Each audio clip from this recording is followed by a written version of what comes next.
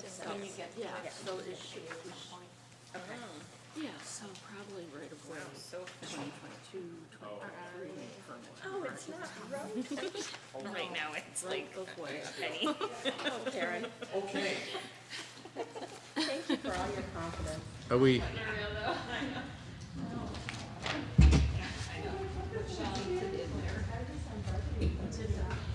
shall we get started? I think I'm gonna need a different form. Well, I don't know. I don't know how that works, I guess. But How about we call the meeting to order? It is 6:31 on April 4th, and we definitely have a very full agenda this evening. So we've called the meeting to order, just to quickly, if there's any obvious conflicts of interest to be disclosed of anybody here this evening. Okay, any changes to the agenda? There's a couple, one thing that was not on here is public comment. I just wanted to make sure that we had that kind of up front like we normally do. An oversight on my part to not ask Patty to have that on the agenda. And then I don't believe that the individual requesting the use of the Roberts Poor Fund is coming. So I thought maybe because we do have others here, maybe we can bump that down on the agenda and do that executive session later in the meeting if that's okay with folks. yeah, Are those two things okay? Are there other changes to the agenda?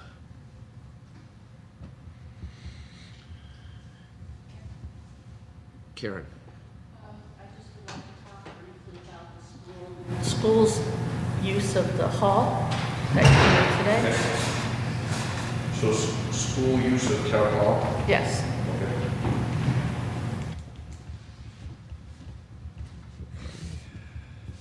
And anything else? Kelly, did you have anything? Okay. Okay. Next agenda, next meeting, thank you. Okay, so we'll, and if folks don't mind reminding me, we'll, and the, and I think Gail has given us the orders. I know we put that a little bit further up on the agenda, just to, it was my hope, Gail, that we could get through the orders rather than have them the dead last, so that if you wanted to, you could leave. That's fine, whatever you, Okay. I don't know how long I have to stay here. Okay, so maybe what we've done in the past, if folks can kind of go through them as we go, and we'll try to get to them as we get through the meeting and call that item up when they made them around the table, if that's okay. So under public comment, we did receive an email that came in on Saturday, March 25th. It had come in, we only briefly discussed it last week at our meeting, and we do need to respond to it. It came in on Saturday, March 25th, and I'll read it quickly. It came in from Cindy Allen. It says, "Good morning. 1. At the select board meeting in November, Jeff Clayton had a letter from an attorney stating the town was liable for the pipes across the road without permits. Who was accepting all that liability? As it turns out, Nick was not the first to receive permission from Rick without a permit. 2, the level of the parking lot at the Heathfield should be returned to its original level according to FEMA to allow floodwaters to drain around the sewer plant more easily. Has this been addressed? And 3, I hope that there was some appreciation shown for the last select board who stepped up when no one else even ran for the office and tried to carry out business to the best of their ability with the information they were given by their employees. As you can see, this is a thankless job, and without all the information, this is an impossible job. Cindy Allen." So the board is aware of this. I know that there's been some brief discussions kind of trying to find the information here, and we will be responding formally to Cindy here in the near future. But we want to make sure that especially on the first 2 items, that we've done the research we need to be able to respond. Is there any other public comment this evening? Okay.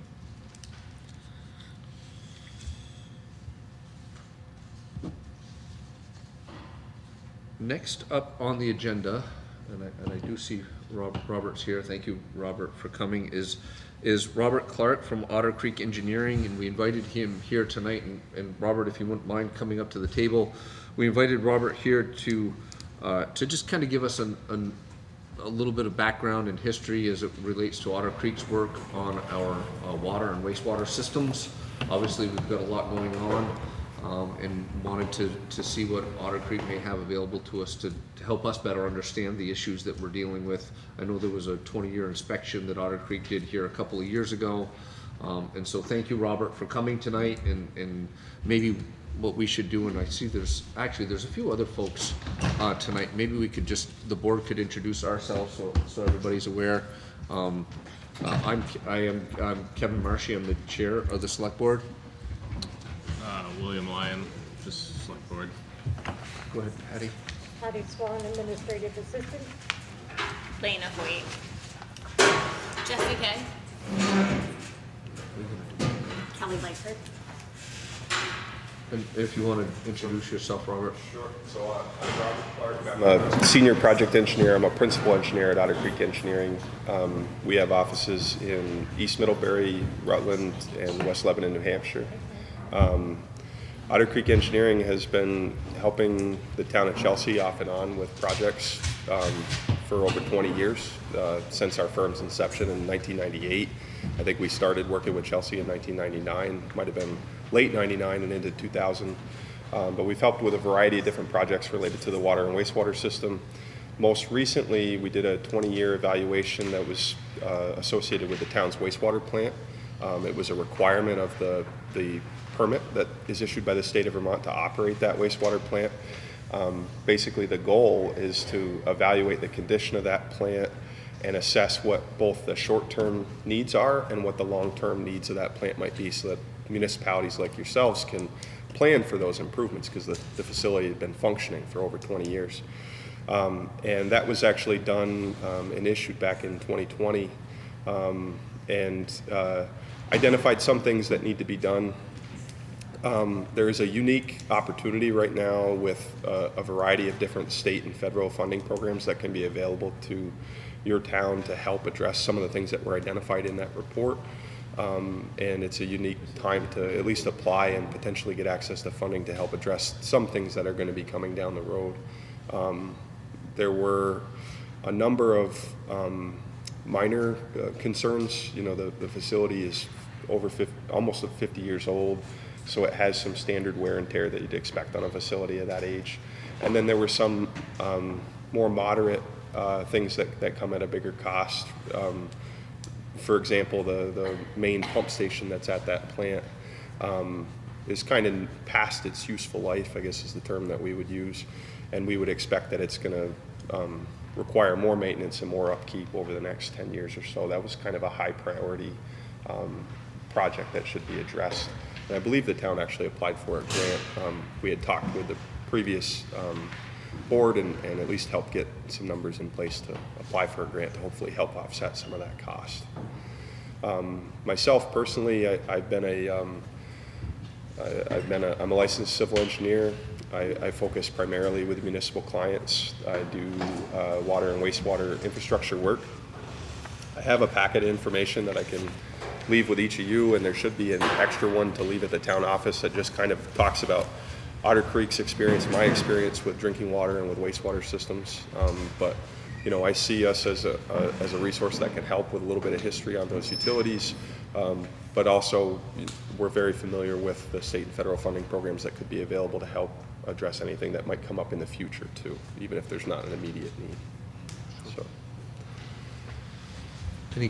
Any questions for Robert? The only question I have, I talked with Mark Spinelli at the EPA this morning. Do we have an environmental review report? for your the funding that you applied for? Yeah. Not yet. Not yet? No. Okay. That's, okay. So that's the next thing that we need to do. I had about a half-hour conversation with him, so that's Okay. like the next thing we need to do. In terms of the EPA grant for the pump station? Yes. Okay, thanks, Casey. Yeah, yeah. I definitely wanted to thank Robert. He helped us put together the application for the clean water funds that we put in with the state, that we've talked about at previous board meetings. And I think today you sent me along some of the electronic plans or electronic version of what your firm has for the plans that we have on our both water and wastewater systems. So. Correct. I was kind of surprised that we've been working with Chelsea off and on for so long that we didn't really have digital files for most of the stuff that was needed. So it took a little bit longer to gather that, but I basically sent you along every record file that we had associated with drawings that we've done on both the water and sewer systems, so you can add them to your database and give the operators access to that too. Excellent. Thank you for that, because I know that V-Trans has asked for that in terms of the work that they plan to do on 110. So thank you for that, Robert. Any questions that any of the board may have of Robert in terms of the work that Otter Creek has or what Robert's presented this evening? Great. We appreciate you coming over. I know you came over early and did a tour down at the plant with Nate and Mike, and we appreciate that for sure. We appreciate the resource that you've been to us in the last few months. So. Absolutely, and I'll leave this with you if anybody has any questions. My contact information's in there. It looks like maybe Kelly has a question. Sure. So if we need a new environmental review report, we would contact you as a business to come? Okay. Yeah, and I guess that's, so every funding program comes with different requirements. And so they're all a little bit different, but one of the things that's unique is they all require some type of environmental process.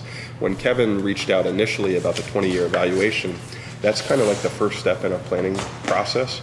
And then there's usually a couple of more planning steps before you'd be ready to get construction funds. What's unique is that you guys applied for and actually got a grant to go build something, and haven't even done the other planning steps yet. So the next step is to really probably hire an engineer, do that environmental review, and get the design plans together so that you can go out and build it.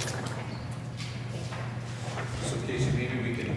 It sounds like at some point we need to come back and get an update from you in terms of the grant. We're on an appropriation list, but we have not been awarded that grant yet. Understood. There's pieces in between. Yep. But yes, we are on that list. Okay. So, yeah. So maybe what we'll do, because I don't think we have the grants on the agenda for this evening, maybe we can put it on and we can get an update Yeah, from that's you. perfect. Okay. So that's one for the next meeting. Any other questions for Robert this evening? We appreciate you taking the time to come over and the help that you've given us so far, so we greatly appreciate it. The only other thing I want to add, it's the first time I've looked at the plant in 3 years, and it hasn't gotten any better in 3 years. So just keep that in mind when you're considering some of those reports and the information that we provide. It's been a few years since it's been looked at. There's some stuff there that has deteriorated a little bit more. Nothing overly alarming. Yeah, thanks for that point, and I think that's, just as a reminder, that's that's part of what we put in for that application in the Clean Water Revolving Fund, is to really hopefully have funding to take that 20-year inspection to the next level, which is a more detailed review and hopefully a prioritization of needs down there. So thanks for that reminder. Thank you.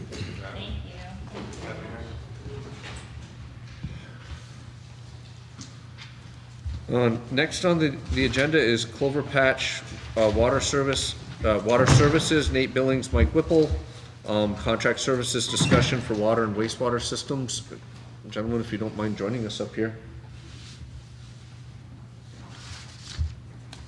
And just for those that are either watching or that are here tonight,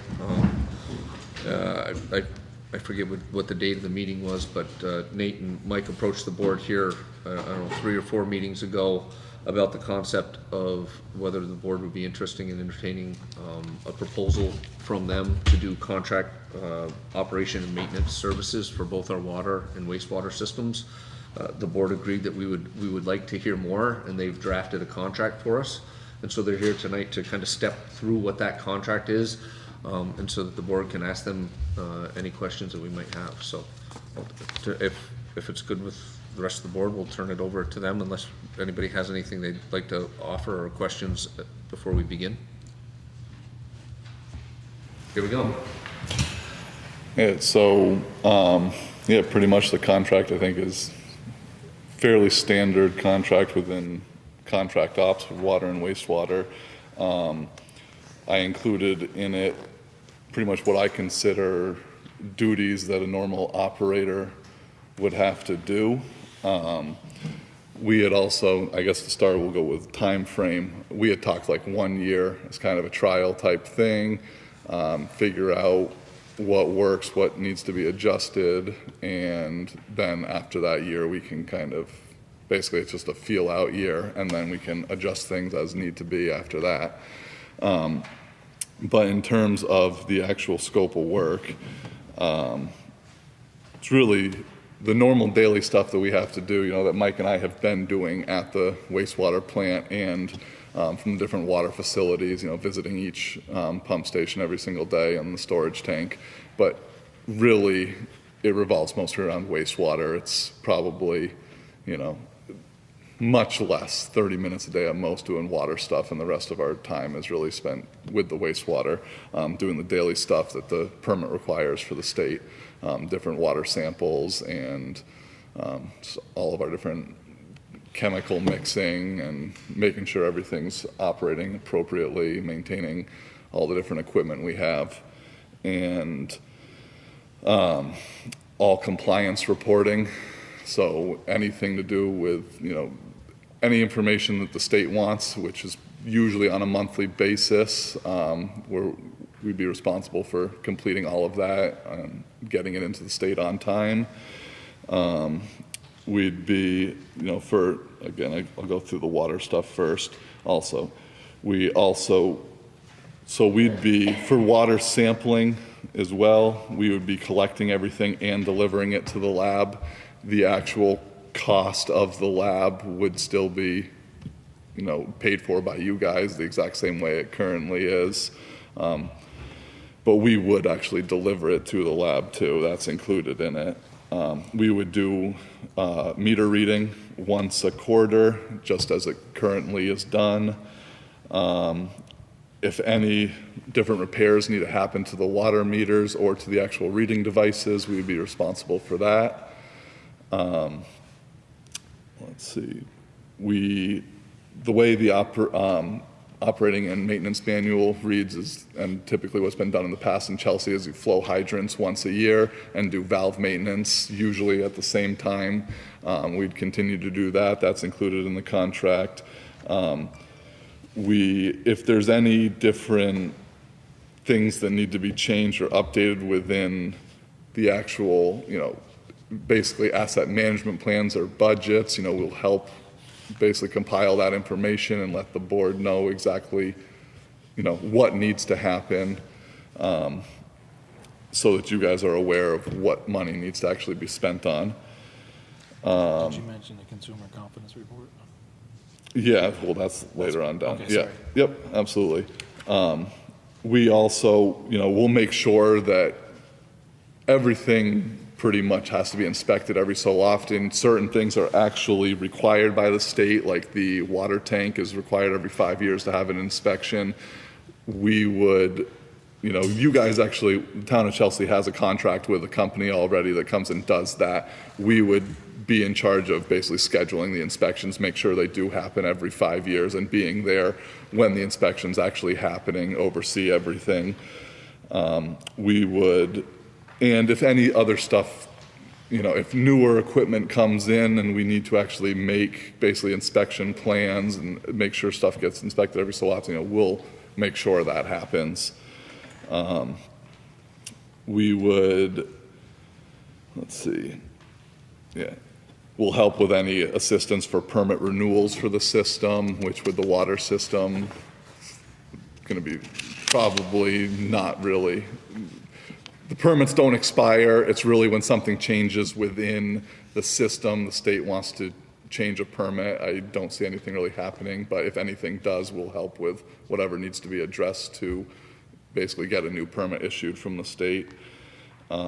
Consumer confidence reports,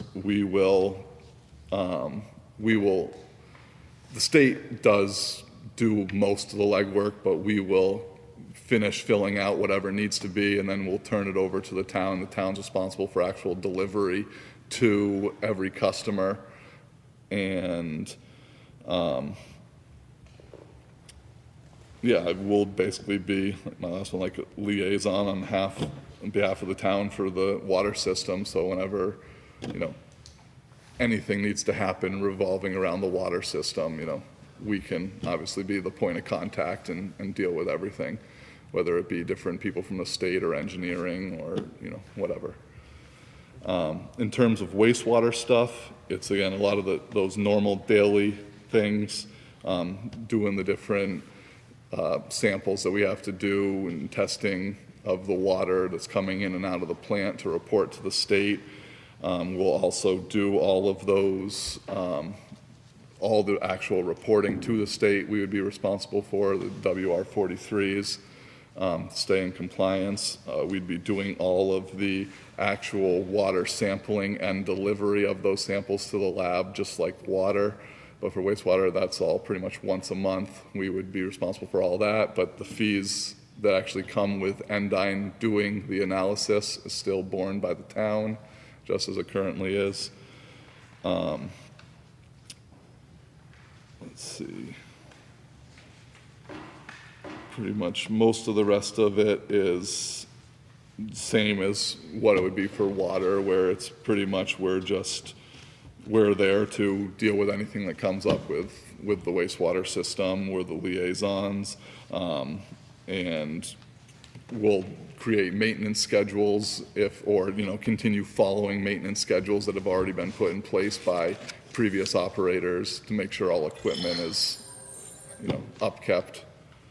And, and then also, I guess, so for the way the permit is we have to have a grade 2 wastewater operator on site at least 8 hours a day, and that's where Mike has his grade 2 license. When it comes to water, both of us have grade 2 license. I will hopefully be having my grade 3 in another month or so, but 8 hours a week, what did I say? a day. A day. Oh yeah, 8 hours a week is yeah. Sorry. 8 hours a week is what is required for an actual grade 2 operator to be on site, and Overseeing any adjustments. yeah, overseeing any adjustments that need to happen within it. It's thankfully not too complicated of a thing, and it's been run pretty well for a while, so Yep. there aren't a lot of stuff. We'd be responsible for, we hold our liability insurance and workers' comp insurance to cover us. Let's see.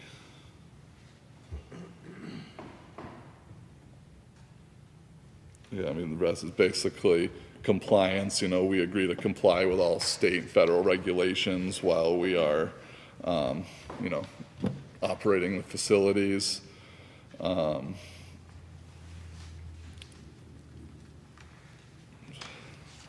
lot of just kind of normal contract lingo, hold harmless, Then basically, so additional work, anything that is done outside of the contract specifications, if there is other things that are needed to be done or that you guys would like us to be done, it's charged at, as long as it's during normal business hours, $75 an hour. If it's afterwards, it's $100 an hour for us to do whatever additional work that is outside of contract. Goes through owner's responsibilities. Nate, if I Yeah. might, so like emergencies, as an example, would be something Yes. obviously not anticipated within the contract, would be outside that. Exactly, yep. There's obviously, we'll be on call 24/7, we will respond to anything, but yeah, emergency would be outside of contract, and would be billed, as such. Thank you. Owner's responsibility, obviously basically all costs associated with the actual infrastructure itself, with repairing any breaks, damages, anything like that. Owner's also responsible for obtaining the actual permits and approvals to operate the facilities and systems. Obviously, like I said, we will help with that whole process, but ultimately it comes down to the owner is responsible for the system that they own. And all electrical costs go to the owner. You guys need to have an actual owner designated. There's an actual form that the state requires us to fill out that designates basically the operators and our contact information and the actual owners and your contact information, the administrative contact.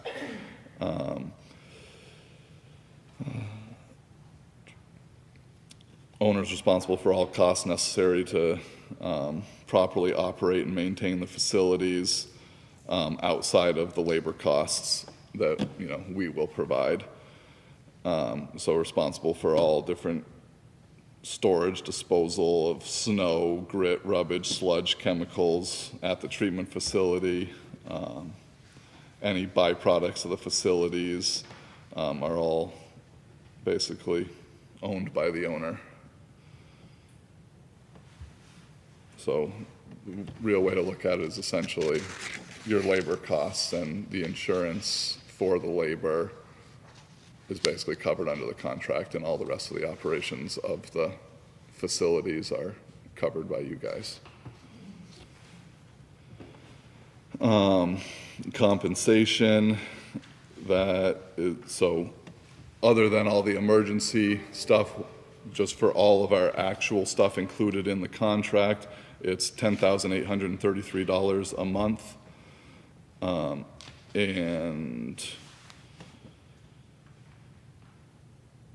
I mean, that's basically it. Obviously, I don't anticipate there being any late stuff, but obviously that's in there. Termination, it can be terminated in writing, basically at any time. If there's basically just cause and you guys want to terminate for any reason, you know, you can do that. But I don't see that ever being an issue.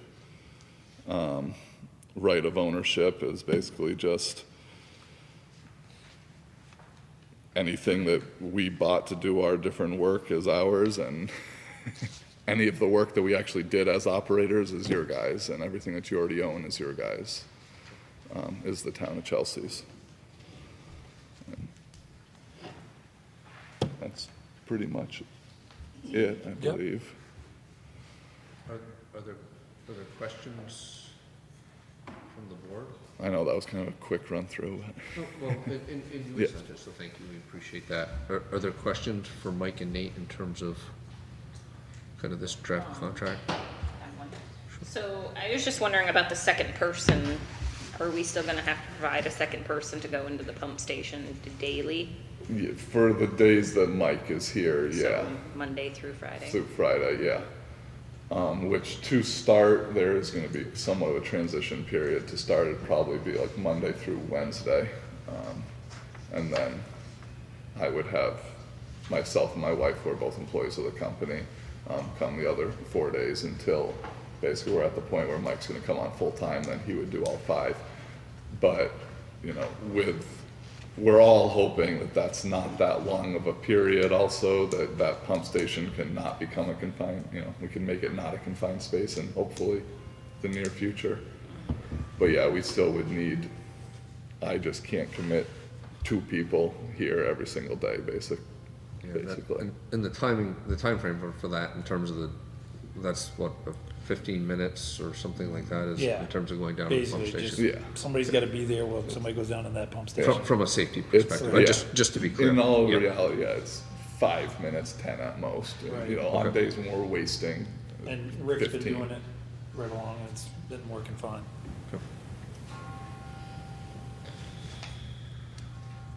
One thing that a question that I had was just in terms of one of the things I think in I'm assuming it's kind of in here, but I just want to make sure is, you know, just kind of regular updates to the board. Yeah. You know, whether that's just kind of a written summary for once a month to come to the board so we know what's going on, and there may be times where we ask you to come to a board meeting to discuss that. Would you consider that part of this contract as well? Absolutely, yeah, Okay. yeah. And I know we had talked about that before when it was the 4 of us, and Sure. yeah, I'll put that in there so it's actually in writing. Okay. I can definitely add that. That's no problem. I'm fine with continuing to email you with day-to-day stuff if you guys wanna know if anything comes up. Absolutely. I mean, Yeah. I think that's what was, I think as a board, we're working to make sure that Yep. we're doing a better job understanding that kind of across the network of things that we're doing, so, Yep. yeah, Yeah. that would be appreciated. We definitely, as operators, want to make sure you guys are fully informed of everything that happens so that, you know, I mean, obviously there's cost implications with a lot of different stuff and, Sure. you know, there's a lot of assets sitting there amongst the two different systems and Right. you guys need to be not kept in the dark. And that's one thing that, and maybe we can provide you a comment, but, you know, I know that, I think it's gonna be at our next meeting, we're gonna approve the town's purchasing policy, and obviously we'll wanna make sure that that's followed Right. as well as part of this, you know, too, so. I just have one little question. I don't know, we probably should have talked about this. I didn't think about it, but, you know, with Robert coming down tonight and looking at stuff, if we, you know, there'll probably at some point be some engineering happening and then, you know, work taking place at the plant where somebody's gonna have to be there. Yeah. I mean, I don't know if we discussed that as far as that being, you know, above and beyond the contract or what. Yeah. I guess we'd have to deal with that at the time. Yeah. I don't foresee, I mean, realistically, Sure. that's probably It's- gonna happen for another year, right? When we start talking about the pump station. Yeah, Absolutely. exactly. Yeah. So I guess we could probably address that at a later date, but, Okay. Yeah, but I mean, it still does bring up a good point. because I know from previous upgrades that we've done, there's quite a bit of time Time that's involved. going to be involved, with yeah, that Sort absolutely. of thing, being there with contractors and stuff. That sort of falls in another question I have, additional work. So I know it's hard to say what would fall within that, but could you give me some examples of work you guys have done since you've been helping out that would fall within that additional work that we'd be charged that extra $75 or $100 an hour for? And how often do you think it happens? Honestly, I don't think really anything at Yeah, this I don't point. think anything really this far. You know, I consider different things that have happened as like the clarifier, Oh, the which- gearbox going down, but even a lot of that, that was happening basically during I the day personally, I without- guess I would say I consider that part of the contract. That's kind of normal maintenance to, you know, that, That was a specialized situation. 'cause the Specialized gearbox was so situation, hard but to it get, does- but yeah, you know, that's part of it. it's not like it takes an enormous amount. Yeah, it took some time chasing stuff down, but it's, you know, at some point it's, I have to think about it as like, what does an operator really owe a system and a treatment plant? And I think that stuff like that is still part of it. In terms of, it's really like what's outside of it is really, in my opinion, emergency type situations where it's all of a sudden there's a main break and we got to come in and deal with that and Right. figure out how it's going to get, you know, excavated and fixed basically, and all our time spent doing that. At 2:00 in the morning in the middle of January. They never break at 8 Yeah, they AM, never right? break Yeah, on yeah. 9 to 5 during the week. Or yeah, whatever it is, it's emergency situation, the tanks drop in level and Right. we have to come in and deal with stuff. You know, part of why I think that like things like the clarifier is a lot of that's done during our normal work hours and it's like we're kind of able to accomplish it while we are still doing Right. our other daily tasks. You know, a lot of our daily tasks are doing something and waiting for the test to end and then taking our readings off of that test, and we're able to accomplish a lot of these different things within that time period. And so, and I just think that that's kind of normal upkeep of the actual equipment that we have. Did we answer your question? Yes. I do have one more thing, and that's under owner responsibility. It says we're responsible for the snow. Now, I believe in the past, sort of inside the plant, Nolan or whoever has taken care of that. How much additional time do you think that is if we're gonna have to budget for somebody else to go in and remove snow in the mornings and stuff before you come in? It's just something we're gonna have to think about. Right. I mean, what I've done this winter, and it's worked out well, is I've just worked it out with Rick based on, you know, availability of depending on the snow conditions and what I needed, I mean, sometimes I could just do it with a pickup, or I used the snow blower a couple times. There was a couple times we had some real heavy stuff with some ice buildup, and I ended up using the backhoe or the loader. You know, part of that too is there's some hydrants in town that are, you know, troubled hydrants that get hammered with snow and they're under 4 feet of snow, and you kind of have to have a piece of equipment to open those up. But I've worked with Rick on that, and I think he's on board with still doing that, but, you know. And another thing, just to make it clear too, is included in that is some light snow removal. Like, I have no problem shoveling the bridge across the canal to get over to the rotor to be able to grease it, shoveling the bridges on the clarifier, shoveling different stuff out. I mean, it's reasonable, Yeah. you know, to have us doing a lot of that stuff. So additional work, say like an emergency call, do you have a minimum hour requirement, or is it, you know, say you show up and you fix whatever within an hour, are you only gonna charge us for an hour, or is I it? charge 2 hours, 2 hour minimum. So 2 hour minimum? Yeah, And I think that's in here, yeah, isn't I it? wanna say that's in there. I believe I saw it somewhere.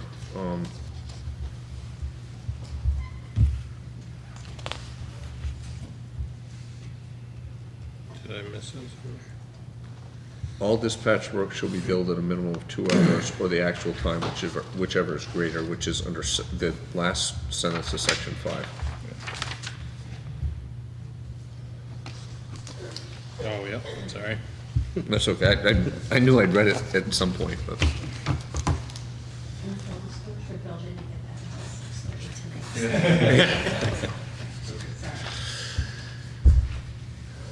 Any other questions for Nate and Mike? I think maybe a suggested path forward here, one of the things that I think I'm going to suggest is that we as a board reach out to the League of Cities and Towns just in terms of, you know, they have folks that will review contracts just to due diligence and make sure that we may not be missing anything. I saw a note, I think, Kelly, on what you put on the draft you gave, you know, but I had the same. Well, well, you gave me your comments, so thank you. I'm gonna pretend they were mine, they're good. Okay. No, you know, things like insurance and that kind of stuff, making sure that we've reached out to somebody that kind of understands that. So I think we would, so a suggestion, and want to make sure that the board would agree. I think we've talked about a few things tonight that maybe you could make, you know, whatever minor changes there and send them to us. We'd like to reach out. I'm going to suggest that we reach out to the league just to have them take a look at this, and then we get this back on an agenda, maybe not next week, but the week after, depending on the timeline for the League of Cities and Towns, and certainly we'll put it on the agenda and make you aware that it's on the agenda for that. And also, I'll work, I know we had talked before too, I can work on getting a list together too of a lot of those different things that aren't included in the contract, but are things that Mike and I think about, you know, easily, but a lot of other people don't think about. For instance, like painting hydrants, like we had talked about. Right. Or, you know, whatever other little things. I can put together a list for you guys, just so kind of helps you, in a way, have an asset management plan a little bit too, of the different things that aren't included that you need to figure out how you're gonna deal with within your budget. That would definitely be helpful. Does that sound like a reasonable approach to the Yeah. board at this point? Okay. So, if you don't mind, if there's the few changes that we've had tonight, or if there's anything else, and send that to us, and then we'll engage the League of Cities and Towns for that review. Once we have that, we'll get back in touch and let you know when it's gonna be on the agenda. Yep.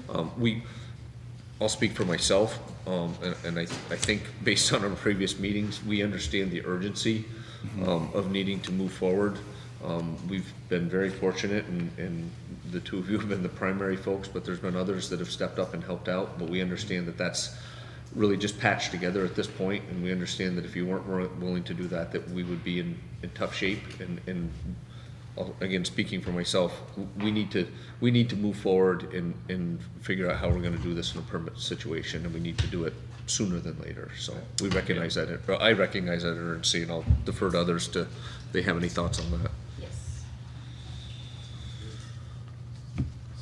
I have a couple of things that an addition, about the system, not part of the contract that we talked about. Sure.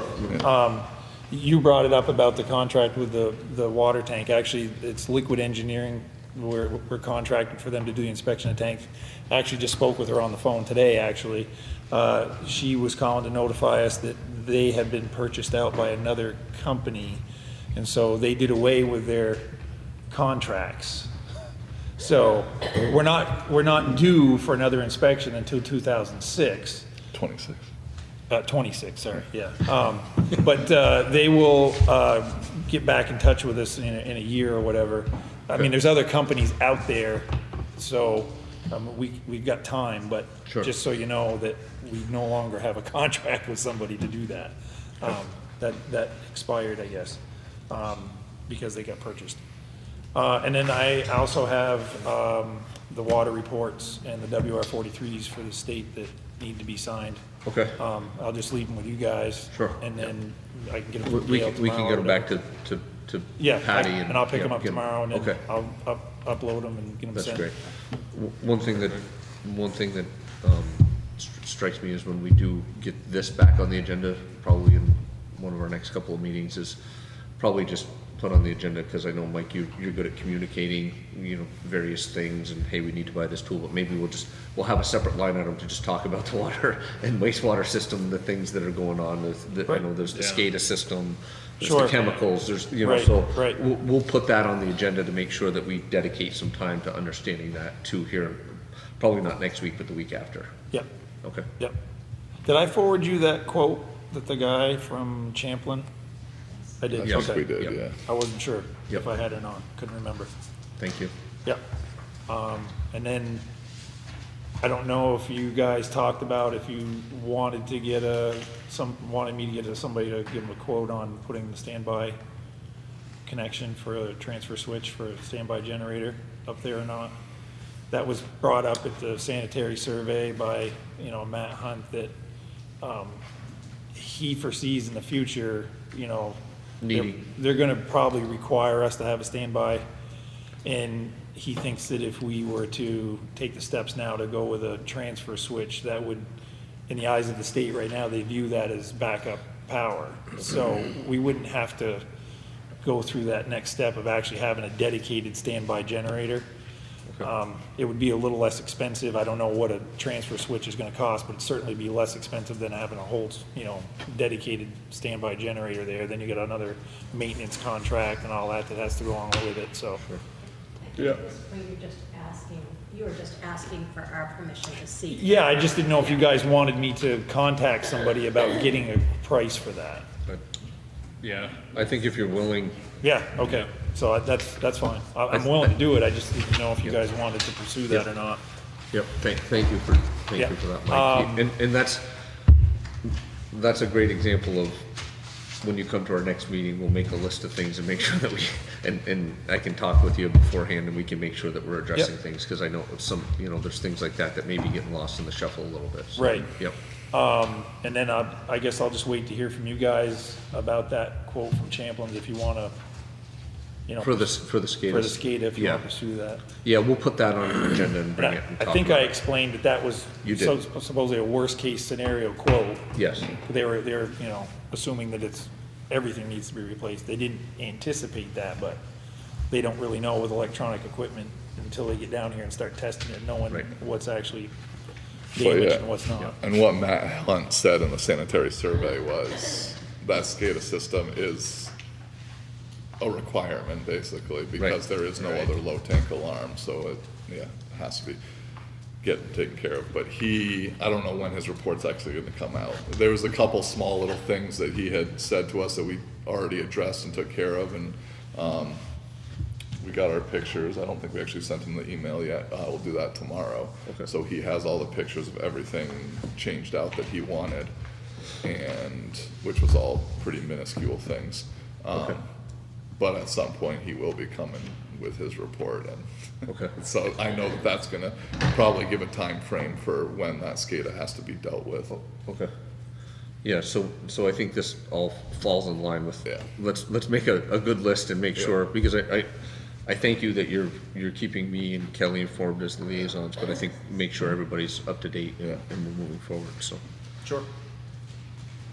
Excellent, so we'll wait to hear from you on these minor changes and we'll go through the league and we will be back in touch hopefully sooner than later. Okay, Okay? sounds good. Awesome, thank you very much. Thanks. Just leave these with you, Tim.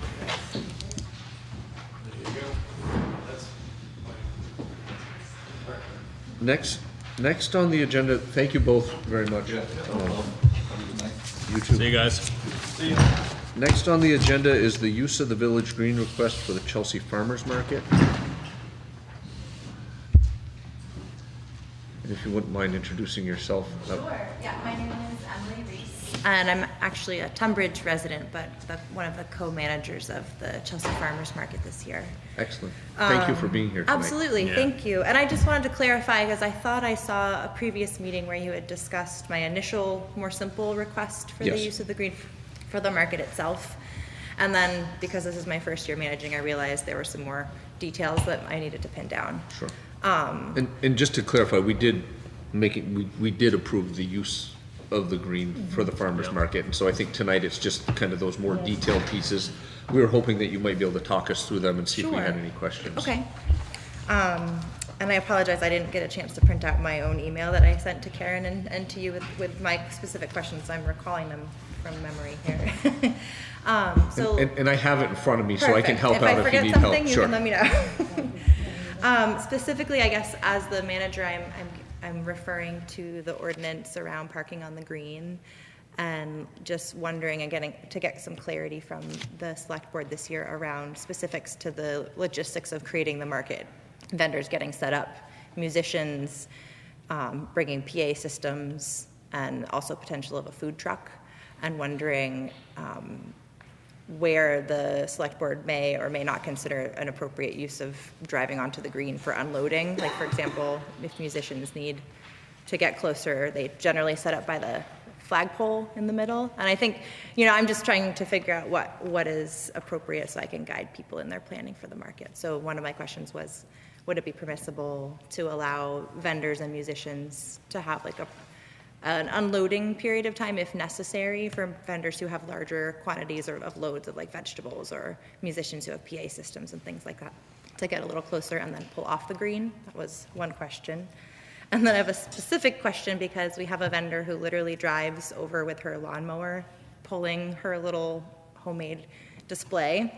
And the ordinance reads no motorized vehicles at all. So I'm wondering, can she still drive on with her lawnmower and kind of get situated? And if so, would she then need to move the lawnmower and park it like a car, or could it stay on the green for the duration of the market? And then my third question was specifically with food trucks, would they be permitted to pull onto the green for the market? My question is, if they were not allowed to park on the green, then that would mean they'd be parking parallel on one of the side roads. And so I'm wondering, can I, as the manager, designate some space ahead of the market and kind of block that off so I know where the food truck driver will be able to park? And if so, what would be the protocol for that if you decide as a board that it's not okay for a food truck to park on the green? Does that all make sense? Yeah. It does? Okay. That's exactly what you got in your email. Perfect. So I guess a question I have, and because we're all new, and I'm Karen, I'm looking at Karen because she's, or anybody that's been around, or Gail, I just don't know what the requests have been in the past. I mean, I guess I've observed, obviously there was like a barbecue pit that obviously somebody temporarily drove on the green, unloaded it, and then drove off the green, kind of thing.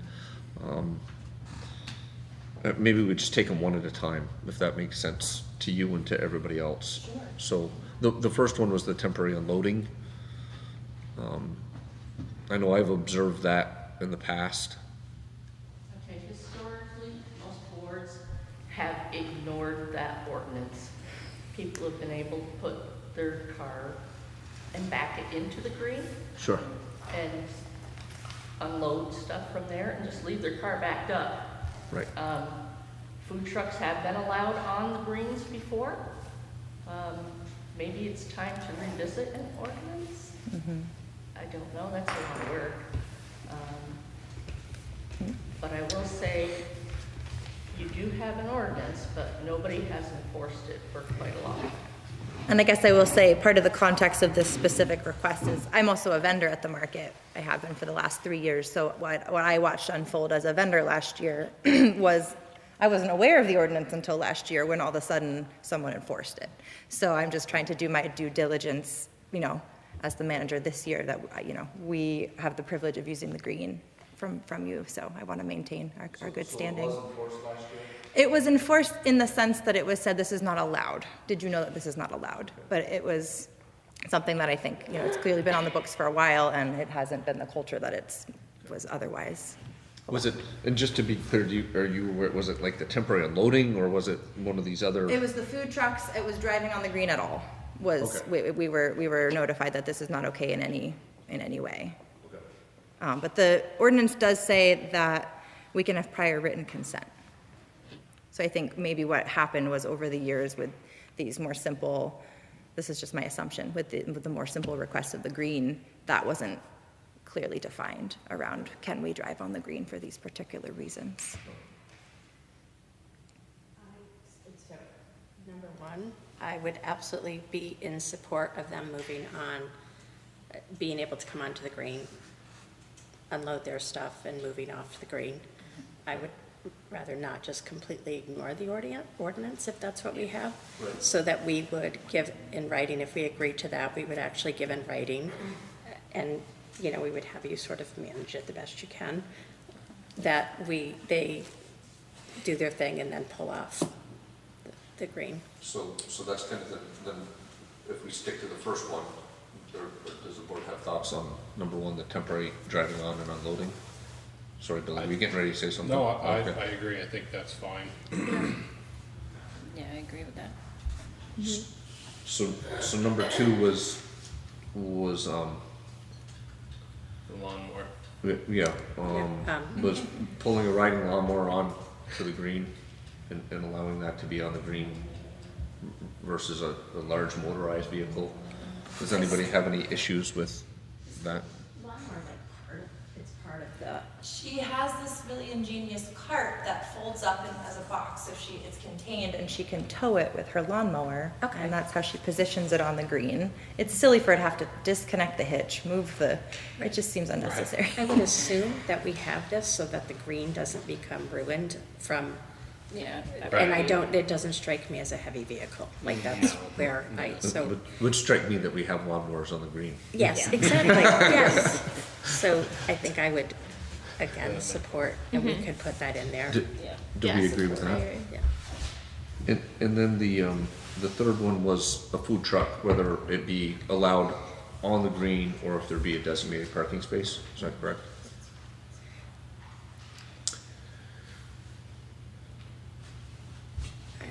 Do you want me to go? I feel that it should not be on the green. Yeah, I kind of agree that I feel that it would be okay to designate an area, but I think that also due to probably a lot of people traffic and stuff, it would be better towards the edge. And in the past, how far onto the green are they pulling? The food truck? Yeah. In the past, in the markets that I've attended as a vendor, I've seen food trucks pull, kind of if you're facing the green from Will's store and you see the flagpole in the center, typically the food truck is kind of pulled in to the left because the musicians are usually in the center in front of that flagpole, and then the food truck has been typically there. Just it's nice visually, people driving by can see, oh, there's a food truck at the green today. And so some of them are more like a self-contained unit, some of them are like a pretty big trailer with a vehicle pulling it, so different sizes. Mm-hmm. And it's not every week. I'm at this point not expecting there to be it would be great if I could find a food truck to be there every week. But again, just in reaching out and coordinating with potentials, I want to know what the parking situation will be for them. Do you have a location in mind on the side of the green where you I would didn't like to yet. put I it? wanted to see all how you felt about that first. I think obviously it would have to be on one of the side streets like the North Common Road, or even back by the church would be a little farther than the market tends to spread. My personal opinion is I like the food truck on the green. I know it has a bigger impact of compression on the soil for a longer period of time. So, and I appreciate that as well. But just as far as like, if there's a line, you know, I think of the safety of people coming in and kind of backing up around the road. Even though it is a side street, just with vendors parking along the side of the green and then customers coming, just wanting to make sure that people are safe around the road. But again, I'm deferring to all of you around how you think that might be best executed. Another question. You're not talking a food truck every week. You're talking about a food truck. You're trying to set up for every week. Well, I think that's going to be more for a couple years from now yeah, but I just, even if we had a food truck once a month, I'd like to know where I can send them to park. Okay. Yeah. And I realized that was maybe more a specific part of like the request of the Greens, you know, vendors selling vegetables and baked goods is different than having a food truck. So that being maybe part of the long-term vision of what the market looks like, if there being something like that there. So yeah, I guess I was proposing maybe pulling along, is it the North Common Road to the north side? Yeah, right there. You know, not right by the corner. We'd want to get a food truck maybe more towards the middle. I don't know if, you know, there's a couple businesses and a building that has apartments. So I do worry about taking parking spaces from residents during the market. And there, you know, and then making that road narrow if there's a food truck pulled along the side of it. So I don't have an answer. I just have lots of concerns. Thank you for that. I think where my mind was going is, you know, if you're talking 4 times, could we ask you to shuffle where the food truck goes each time, you know, general area, but then, you know, that's easily managed. If you have 4 people, you're not having them parking and all the foot traffic, and you're not having them in and out the same place, but it feels harder to manage something like that if there's going to be, which we would hope, a bunch of food trucks. It feels like it would need something Oh, more. I don't mean to say that there would be more than one food truck. I'm sorry, yes, but repetitively, there would be, yeah. Right, and I think if it were someone coming regularly, it'd be nice for them to know the setup at each time is consistent. I guess my concern is if it's rainy and they tear up the lawn or they leave, you know, ruts in it, who's going to be responsible? Sure. I sort of still feel like my opinion is I'd like them parked along the side, but I guess maybe a thought that I had along that line is, because obviously we want to support the farmers market. You know, I think, I don't want to speak for everybody, but I think that would be a consensus that we have, is if we were to say, can we designate a parking space and try that, and if for some reason you come back and say this just isn't working, people aren't seeing the food truck or something like that, then come back and we can have another conversation. Does that sound like maybe a fair way to approach it? Great. Yeah. Such that there is kind of a delicate balance there. I'm not aware of all the history of, you know, allowing vehicles onto the commons or not over the years, in terms of, especially, I think of, in my mind, I can think of one that was here. I don't even know there was some, but it was big, you know, and I don't really remember what it was. It was an event last summer. It was the Arts Festival, I think, and it was large, and it was parked at the North Common. I think of that and think, yikes, that may have a significant impact, kind of thing. And it was parked upon the pavement. So I guess my question to you is, do you think that would be reasonable to try it, designate a parking spot, and if you find that nobody's finding it or it's problematic, you could come back and maybe we could reconsider? Is that fair? Absolutely. No, I think that sounds great. I guess I'm curious then, would I be permitted, would I need to like set out some cones? Like what would be the process for me to be officially reserving those spots and notifying maybe like residents who might use those spots for parking for their apartment? Does that seem like a reasonable approach, trying that? Yeah. Okay. Okay. And if so, I mean, how do folks feel? I mean, I would think setting cones out, you know, the day of the event, blocking a spot kind of outside, like to your point, there's a business up here, but maybe, you know, more towards the town hall right here would be a reasonable understanding that you got to block it off early enough to make sure that there's a space. Yeah, well, and hopefully if we create the culture and the rhythm that's happening on Fridays, that people will start to figure it out. Okay. Does that sound Yeah, that sounds good. So I guess the question I would have is, would it make sense maybe to just have you, we've issued a permit to use the green, is maybe just submit something to us that we can append to it that just says, here's the request, and we can say, yes, we approve Okay, this. sure. And that way there, No. that way there, it's definitely, not to be overly bureaucratic about it, but that way there, if somebody says, what are they doing? Right. Blocking, we say, no, this is what they submitted to us, and what we would do is we could take it up at our next meeting, approve it, Patty would get back to you, and then it's kind of formal. Yep. Okay, I'd be happy to do that. Is that a reasonable approach to everybody? Yeah. Thank you. Great, thank you. Thanks for coming tonight, nice to meet you. Thank you, nice to meet you all too. And if there's other Come things. to the that- market. Well, absolutely, and if, I guess I would say, speaking for myself, if there's other things that the board might be able to do to support the market, please feel free to come back anytime. Next up, the application to work within the right-of-way. Matt, you have, and I will say, as thanks for coming tonight, one of the things that we're working through, and Lane, I'm not sure if Rick has had a chance to look at this one. He did, okay. So we're working through what is our process, and it sounds like Rick has looked at this, so, do you have it there, Patty? Do you want to just give us a little bit of what you're proposing, Mark? Well, I'm running Mark, Matt, sorry. I'm running an overflow from my well across the road. Okay. And so the idea is you just dig a trench and put a Yeah. 1-inch water line or something like that Yeah. underneath the road? Okay. And Lynn, have you talked to Rick about this? I did, and he said that he didn't see any issues with it, that he thought it was actually a good idea because the water usually ends up down your driveway and causes Yes, it's been flooding the road. flooding and ice, so he thought that it was a good idea.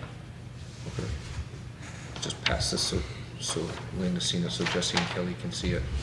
So this is an overflow for an artesian well or something? Yeah. Are you gonna put that in a sleeve? Yeah, I'm running a sleeve across the road. Yeah. Gotcha. So just, you coordinate with Rick in terms of when to Yeah. close down the road Yeah, kind of thing? he and- said to get with him to close both ends. Right, okay. And you just coordinate with him when you were planning on doing the work? Yeah. Okay. Question that's probably not for you, that's from somebody. Do we send Rick back out to almost sign off on it, like we're all good to go, so that we're all on the same page? I don't believe we have a process for that. And I know that Lena and I met with Rick on Friday, and have drafted up some bulleted points that basically would become essentially, I don't know if it'd be policy or procedure, but that we've had written as far as that goes. And actually, that's a really good point, Kelly, because that's not a point that we have on that. But we should add that upon, and I'm not saying you, Matt, but just anybody that's working, if we've issued a permit, we should go out and make sure that, hey, the work is done and, Right, and he To our knows it's satisfaction. done, we're happy, everybody's happy, yeah, yeah. yeah. Does anybody have any more questions? Not a question, it's just, your access permit states that they need to record it. And I've never had anybody bring it in, and I just want to know if the board would like to change that Okay. process, because it does say on the application there that it should be recorded. Okay. So, and it does say,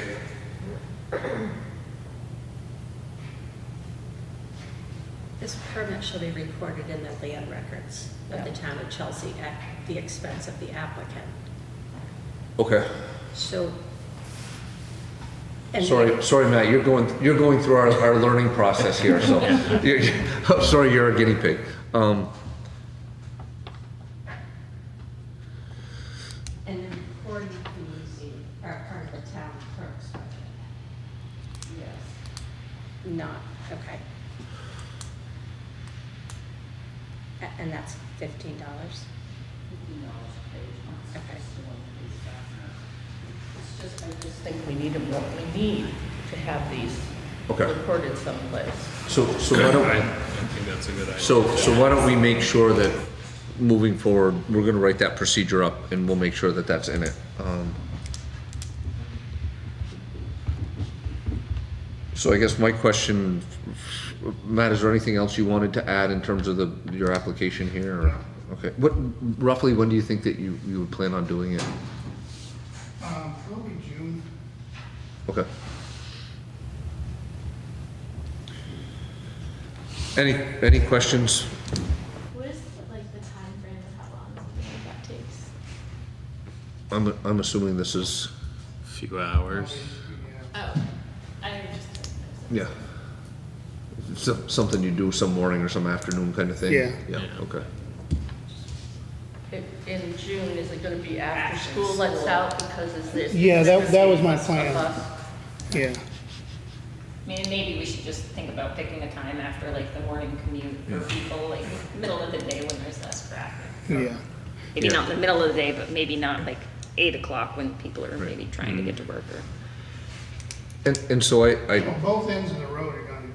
Both Penn Road and the Williamstown Road they'll have access.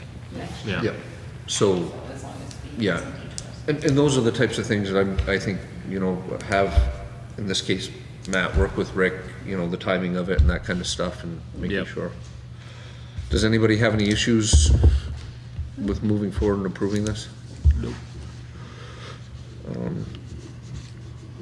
I don't know how these have been done in the past. Do we need, Karen, I'm looking at Karen. Thanks for being, I'm sorry? Yeah, is there a motion on this permit? I move to accept the application for work within the right of way to Matthew Durkee. Seconded. Okay. Any discussion? All in favor? Aye. Right? Anybody opposed? I will sign it. And I guess what I would, what's today, 4/4/23. So Patty, maybe what we can do is we'll make sure, that Matt gets a copy of this signed permit and we're good to go. We just ask you to coordinate with Rick when you get ready to do it. And thanks for sitting through an hour's worth of meeting to get to that, but we appreciate you coming. Thank you. Thank you. Thanks, Matt.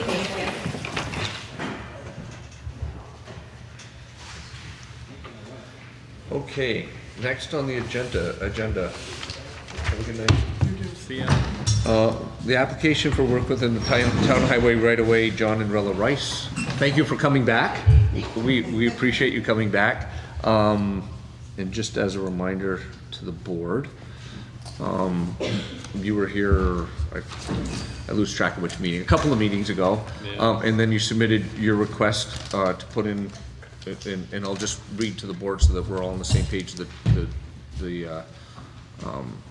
I believe, the permit was signed March 23rd. And basically it says, and we're all familiar that this is the Thorn Place or Thorn Road, I forget which one it's called. To install as many as 11 12-inch culverts, install an 1.25 inch crushed gravel as needed. I was recommended possibly 11. Gary Thrasher said, Sure, okay. I don't really agree with it, but I just wrote down what he Sure, said. absolutely, yep, no problem. And just, install 1.25 inch crushed gravel as needed, widen parts of the road that have grown in for installation of side drainage. So that's the request before the board. And I'll pause to see if anybody, or if there's anything that you wanted to add to this. Pardon me? I'm hard of hearing. Forgot his hearing. He forgot his hearing aid. I didn't forget it, it didn't work. Oh, okay. So we'll talk quietly, and then you can tell him whatever you want. Translator. If it's bad, she won't tell me until tomorrow. I only have one question, and I'm curious. I've been living on Brook Road for 14 years, and I use the Class 4 road that's open in the summer going up and over Beacon Hill. I use that probably 300 times. I was buying hay from Mark Durkee, who harvested on top of the hill. But my question is, what makes that different than this Class 4 road? because they constantly maintain that road. They're ditching it, they're using graders on it, they've installed culverts on it, and there is no way in the world you can get stuck on that road, and it's pretty damn steep. I'm just curious, and nobody lives on that road. And I'm not complaining, but I'm just trying to, apples and oranges. And maybe you have a logical answer that I can understand, but I'm just kind of curious, what's the difference? Well, I'll take it and I'll let others jump in, but. I'm not complaining, I'm wondering Yeah. what's the difference? What am I don't know missing? that any of us can really answer it because we're all new since January, so I think it would be wrong of us to say this is why or why not. From a legal definition, a class 4 road is a class 4 road. Lena, sorry. I guess sort of in my opinion is the difference is it's a through road that is used and it's access for farmers to get to their property, where yours right now just is a 4th class road that goes to just your property, so that's why. Yeah, that's what I've been led to believe, it's for farmers, I use it to bring my hay down. Right. Yeah. So, I'll say this, this request of this road has I think opened up an interesting discussion for us as a board. And you brought it to us, at the last meeting, and anybody can stop me if you think but there's the piece of this which is the requirements that we have of our class 4 policy that we have in terms of accessible by and I won't cite it, accessible by a 4-wheel drive, so many months a year, and also the drainage is kind of that legal. So there's that interesting piece, right? And I have not made it up there yet. I've been meaning to, but I haven't. Sugaring has gotten in the way. I'll blame it on that. Maybe it's the muddy roads. But there's also the piece that you brought up of saying, hey, we'd like to make sure it's accessible now. And I remember you saying at the last meeting, you'd like to get as a minimum, you'd like to make sure that an ambulance could get up there. Nobody will deliver fuel there. Right, understood, right. So there's kind of that piece of making it accessible, if you will, to what you need to get to your property now. There's the proposal you have here to do a fair amount of work on a class 4 town highway that we obviously need to consider. And as you mentioned at the last meeting, there's the proposition of should we, the select board, consider a discontinuance of this road. So there's at least, and I'll pause to see if anybody else on the board. So it's kind of an interesting, this is new ground for us as a board, I can say that definitively. But that's something, we're trying to look at all 4 of those pieces of this, I think, when we're considering the permit. And I'll pause and see if anybody else has anything they want to add. So has there been any decisions made on this? No. Since the Because last time? the decisions would have to be made here. Okay. It would be great if we could just go and make a decision, but as part of the public process, we've got to make it here. And that's why we wanted to put this on the agenda, and we wanted to make you aware that it was on the agenda. On the other hand, we're not asking the town to spend $1 on the road. We're willing Understood. to absorb the cost. Understood. But it does affect the town in the fact that if the 4-foot culvert has to be replaced, that's on the town. And if you put 11 culverts in, then the town is responsible for maintaining 11 culverts. So it is a decision that the town has to address, and we really need an opportunity, I think, to go look at the road in person. And my general feeling is that I'm okay with agreeing to giving, permission to put fill to make it passable, but maybe not to the extent of adding 11 culverts at this point until we have a chance to go up there, do a site visit, look at the 4-foot culvert, and really know what we're talking about. Because I just feel like at this point, we can't make a solid decision until we've seen it with Rick. What the road needs more than anything, it needs the drainage ditches reestablished on the sides. Sure. Because the water is running down the road. Right. And I've been led to believe that that's something that the town should have taken a little bit of control over because when it runs down the road, then you lose the ability to have a road. Right. But I'm not here to do battle. It's pretty simple. If you tell me I can't fix the road, Well, well, I've got a thought, but I want to make sure that other board members have a chance to speak. the town did put one culvert in there in 1991. The one right on Pepper Road. Oh, right at the very end. Now, the catch is, they tried to make the homeowner pay for it. Well, I got it on my text. Well, we can say that it's before our time. Bill, did you have something? No, I mean, I don't, as far as I'm concerned, I don't have any problem with fixing the road up, but like Lena said, I think we need to take a look at things and make the decision on the culverts and things like that. So I know when I saw this and I actually went back and reviewed the recording of the meeting because last meeting, because I kind of missed it in the way I was interpreting it and talking with at least one of the other board members. I guess the question I have is, because this does one, and I think you used the dollar figure of $90,000. I think that was something you said, that it could use up to 90,000.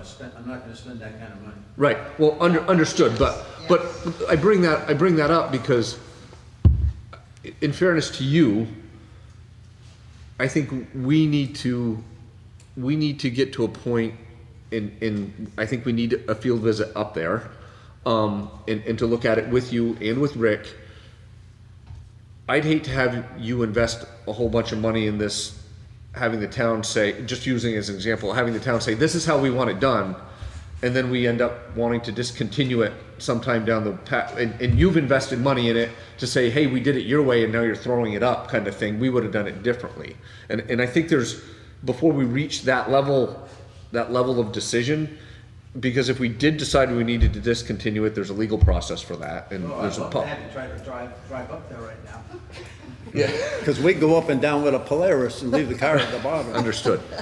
So I guess in my mind, one of the thoughts was, and wanted to see, and again, I'm speaking for myself, not for the full board, but is there a middle ground right now where if the road needed some gravel and you wanted to put some gravel in there to make sure that you could get up and down it?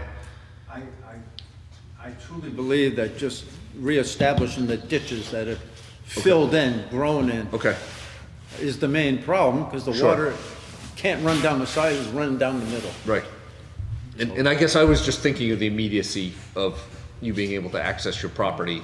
And again, I haven't. And I do all that with my own hands. I have my own heavy equipment. I don't need anybody. Is that an issue that's created basically because of spring runoff, or is that because there's a brook that's trying to run down it? No, there's no culverts, so you get. But where's the water coming from? Spring runoff? Well, it's Or on heavy top rains. of the Or heavy hill, so rains, it's- It's probably But a like right now when it- 60-degree incline, Yeah, yeah. Right. which you wouldn't want to walk up. So all that snow is coming right down to the flat road. But that's all right. Once again, the drainage ditch catches it and it directs it. And every once in a while, you put a culvert under the road to dump it. So Ken DeGrasse went up there in 1991 and did some logging. He redid the whole road. And I talked to him yesterday morning. I said, Ken, did you have to get a permit to do that? And you don't want to know what his answer was. It was before their time. Understood. But at that point, he was taking his logging trucks up there. He fixed it that well. And he didn't spend $90,000, Right. you know. So I guess where I was going with it, is there an interim measure that would allow you, like, we want to come up there and we want to be able to review it, but what stuck in my mind was when you said, hey, we want to make sure an ambulance can get up there, you know, and that's fire more. truck or- Right, exactly. That's more immediate than Fuel us going truck. through a consideration of a discontinuance process or anything like that, or you investing a significant amount of money. So I guess I was interested if there was some middle ground in there that we could say, hey, we're not gonna approve you doing all of this stuff, but we'll approve you doing enough to make sure that you can get it passable, and then we'll come up, we'll do a site visit and look at a potential bigger process, and I'm not foreshadowing, I'm not sure where the rest of the board feels, if we should just give you a permit to do whatever you want to do to the road, and it stays a town road, or if it's discontinued. So I guess I was interested in exploring whether or not there was middle ground, at least to get to a point, not defer for a year, but defer until the weather gets a little bit better, when we can get up there and get Rick up there with you, and so my thought was more reacting to your comment of, hey, tonight, you mentioned fuel truck, ambulance, fire truck, that kind of thing. Well, we got insurance, so. I question if they would cover it, knowing that you don't have access. I know that's not your problem, but it could be our problem. I wonder, I don't want to ask. What is your timeline for starting work up there? Like, are you trying to get a fuel truck up there right now? No, because And you're not David living Royce there? had to take little separate tanks of gas up for me with his tractor, because Gillespie wouldn't go near it. So that's an inconvenience. I mean, do we have a couple weeks? Pardon me? Do we have a couple weeks to get up there and get a site visit in before What we? did she say? Do they have a couple weeks before they do a site visit? Well, you don't want to go there now. Right. Well, I guess I'm just trying to figure out the urgency of it. Like, do you need a It'd permit be right great now if you to saw put with your material eyes. on it, or do we have a little bit of time before you're planning on having any work done anyway? And to redirect the water, I spent I got probably 6 or 8 hours in of just opening up the drainage and so it can run down, because there's a couple places you can't even get a four-wheel drive truck through there. I think what you're asking Go ahead. is, we've already started remodeling. So, it's just getting the service people up there and, yeah. Like how much you're accessing it, Yeah. or if you're barely there at all. or- Right, and okay, we've so you're- finally got heat, and we got hot water, finally. It's pretty cold up there. Yeah, well, once again, David Royce could get the furnace up there, but we couldn't get the gas up there, so you don't want to hear us cry about it, but he took care of it. He knows how to solve a We got problem. some good guys that we're working with.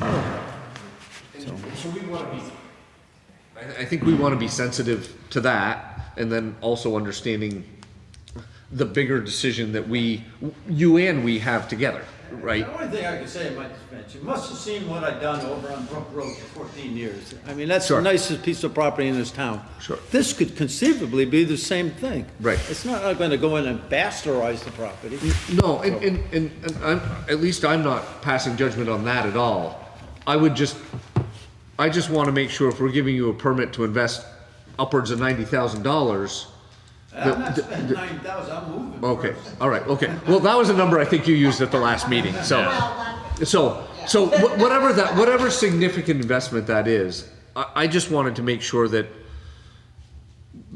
we understood as a board, one, what is it? What is that work? And two, if there is a consideration, because you had brought it up, of a discontinuance, that we've kind of addressed those issues, in fairness to both you and us, is the point, I guess, in my mind. Nothing's going to happen even if you gave me a permit immediately, because it's Okay. mud.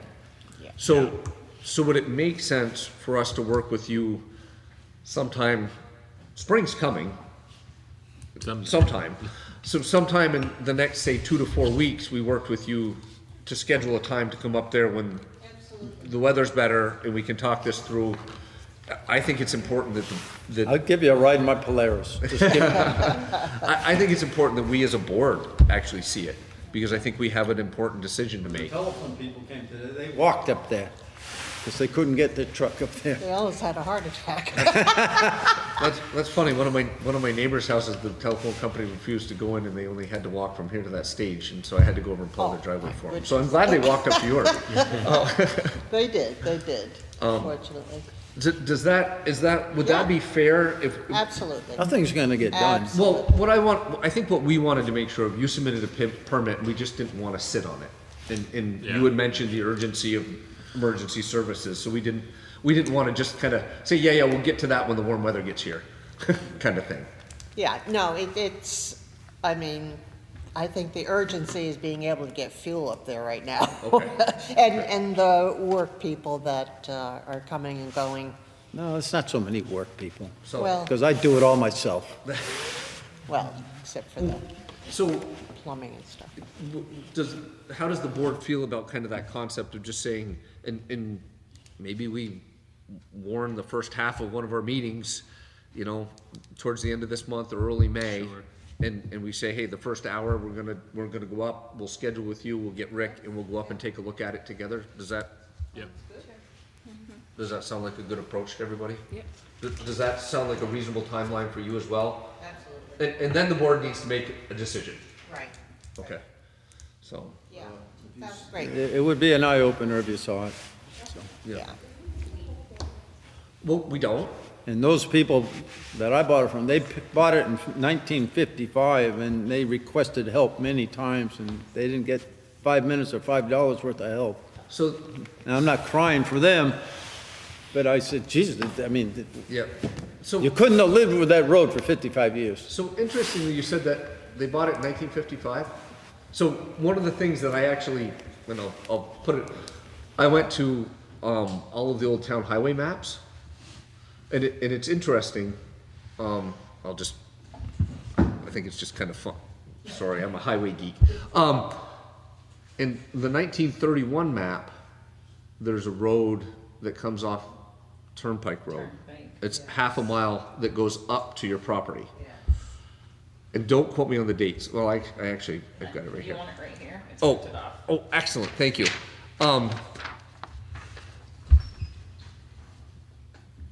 The road we're talking about appeared on the map sometime between 1945 and 1958. So 1931, there was a half mile that came up from Turnpike Road, but there was not the Thorn Road. Somewhere between 1945 and 1958, the road we're talking about showed up on the maps. And then the 1970 map, the half mile road disappears and your road is the only thing that's left, and there's a handwritten note that says discontinued 1953-54. So it's just kind of interesting. At some point in time, you know, I'm only speculating, but the access to your property came off Turnpike Road for whatever reason, whether it was too steep, whatever it was. That's how it happened. And they put this one in, and then they said, all right, and the town discontinued the one down here, so there's the only Came one. off the Turnpike Road, 'cause before cars became a part of an everyday picture. It was too steep for cars, but Right. not horses. Absolutely. So it's just a neat little trip. I did a little research just to kind of to look it up and get some history. Why would the town put a road into a single-family home? Well, there was a schoolhouse up there, I believe. No, No? that's just a rumor. Right, there was a short time period period where when- they both, the 1958 map shows, no. I think it's don't quote me on the date. There's one map that shows both of those roads on there. It was actually a through road. That's what it shows on the map. Oh, interesting.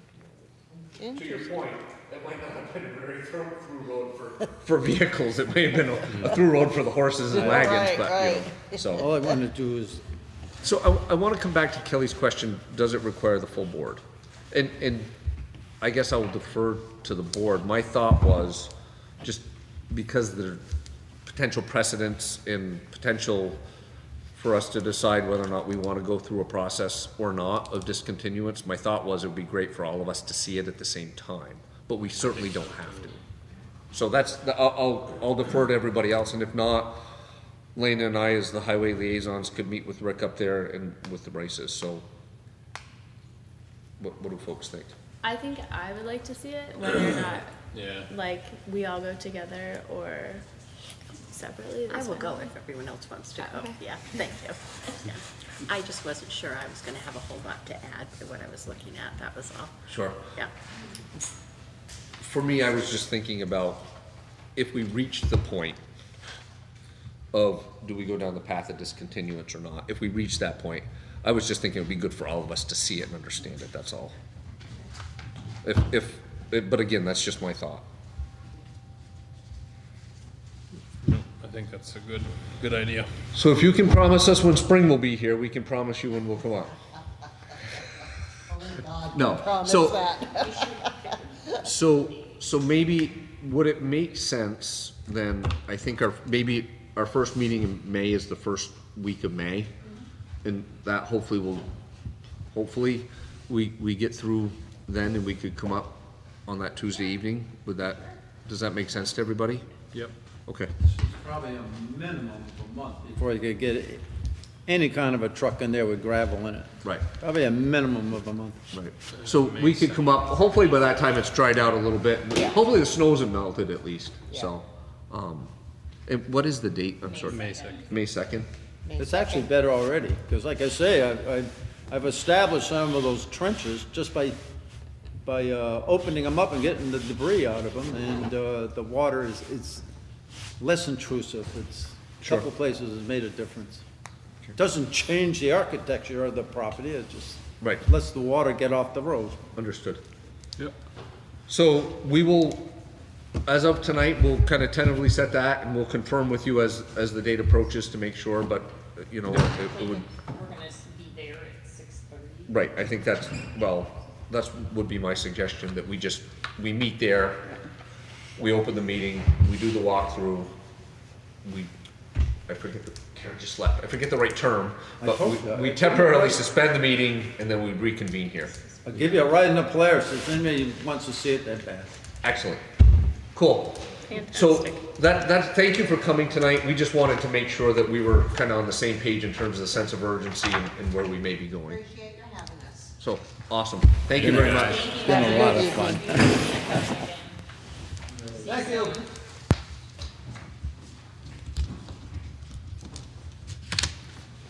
Okay, we just lost Karen. I have a question for you before we start on the website, though. So we have that annual financial plan for V-Trans. I have the formula, I know how to do it. The only number I'm missing is the paving project number from Rick. Okay. I've reached out to him a couple of times. I know Okay. he's a busy guy. Sure. I'm just saying. So Lena and I can follow up with Rick and make sure we get that. Okay. Thank you. You need the what? I need the paving project number. Kind of what we think the. Right, and- because and I mean, it's not a hard deadline. V-Trans is notoriously squishy on this, but it's supposed to be, April 15th, and the next meeting isn't to the 18th. But, I mean, I'm like ready to go. Sure. I can fill out the paperwork, Well, except we are I gonna need Rick's help. we are gonna have a meeting next week. I believe we agreed to that. Oh, okay, So, okay, perfect then, okay. So, and if we don't have bids, it's probably safe to assume whatever Rick has for an estimate, we use that, which I believe was 425,000. I think so. So, Lena, do you mind just confirming that with Rick? I will Okay. confirm. I know he is waiting for the second quote from Blacktop. Okay. Okay. Karen, do you mind joining us to talk website? Karen, Casey, Oh, yeah. Patty's here. You want to so- start with the Catalyst thing? Or So- start with the Catalyst thing? Oh. That part. I'll just start this for those that are listening and those that are here that may not be aware. And I think we've talked about it at previous meetings, but I think it's worth repeating. I don't have the exact number, but our previous website hosting, or our current website hosting company, sometime back in January, and Karen, help me out if I get it wrong, basically sent an email and said, hey, we'd like you to sign this 5-year contract, which is almost 4 times or 5 times a year more than our current contract? Our current contract was $650 a year, and I believe what they wanted us to sign was $3,995 for 5 years. Right. And And if you sign the e-document, then you were committing to 5 years. right. And so Karen had reached out and talked with them. They gave us a list of things that, Essentially, they weren't providing anything different right, than what we have. right. So we as a board decided, well, time out. Maybe we should have another consideration. Casey was familiar with, remind me of the company's name. I'm sorry? ThorWorks. ThorWorks, which Brookfield uses for their website, Right. I believe. Yep. So, and that is $600 a year? It's less than that even, it's like 350 or something. Oh, It's 350. less than even you were paying for the Okay. old site before. So, and I'm practicing to see how well I remember this, maybe. Sure. So, so we've decided that we were gonna explore that with ThorWorks. We have an issue in that what we need is to unlock our domain name. Right. There was an issue, Explain that just briefly? Or, let's, I mean, we it's an- covered it in the last meeting, but Yeah. go ahead, I guess. Yeah, no, it's an issue. Karen did the exact right thing. She updated the contact information so that when and if anybody at NameSecure, asked us for the correct information, we'd have the correct information.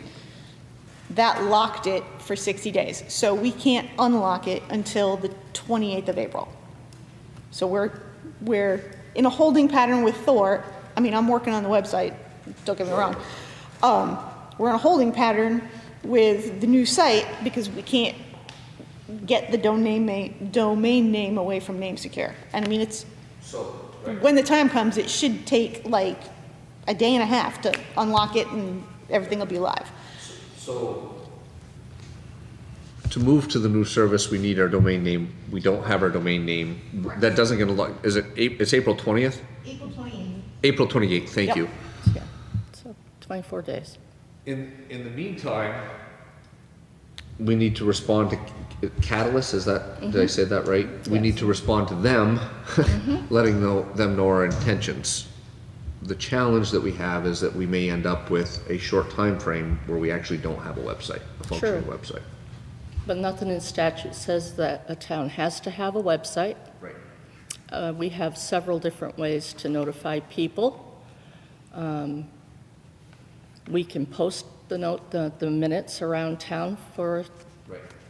that amount of time. I don't see a problem with it if they want to shut it down. Right. We would hope that we could say to them, hey, could you give us till May 1st? But that's their choice whether or not they're Right. willing to do that. It would be. And I'm talking too much. I guess you need to respond to them, Karen, is that correct? Mm-hmm. Okay. And I guess the first and foremost question is, are we as a board comfortable with where we're at and having Karen respond to Catalyst, letting them know that we're moving in a different direction, recognizing that there's a risk that there may be a few weeks where we don't have a functioning website? See the alternative. I mean, we're not gonna. Well, yeah, I mean, the cost savings. I And think. there's nothing in like our policies, like we can post stuff other places, but there's nothing that would reference specifically to our website for any reason that we'd need to be worried about. Yeah. No, it'll be an inconvenience for the next 24 days. Yeah. And then, and a couple to actually make the transfer happen. So, Right. but, and unfortunately, what that means is that Karen, Gail, and Patty will get a lot more phone calls. Where do I get this form? But, yeah. Yeah, and hopefully if Karen calls Catalyst, maybe they would say, yeah, we'll give you till May 1st. Maybe they won't. Maybe they'll shut it off that afternoon. Yeah. But that's just the risk we run. If they do, they do. Are we, I just want to make sure that we were all, Yeah, I agree. as point number one, making sure that we're comfortable with that. The only Yep. thing we should maybe look at is we have the job advertised for the highway department. If the ad says to go to our website for anything, maybe we just want to edit that for the next month and tell them to contact the AA so that we don't have potential employees going, looking for a website that's not there. Good. Yeah, Yep. So maybe. and it's Wow, on Front it's- Porch and it's Facebook, so we would just have to Just update make a correction. all of those and say contact the AA. So, good point. And are we asking Patty to just make those corrections? Yeah. Okay. Is that good with you, Patty? Yeah, that's Okay, excellent.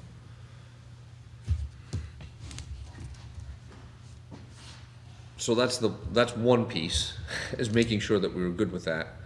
And now the second piece is, hey, we're gonna have a new website. Yeah.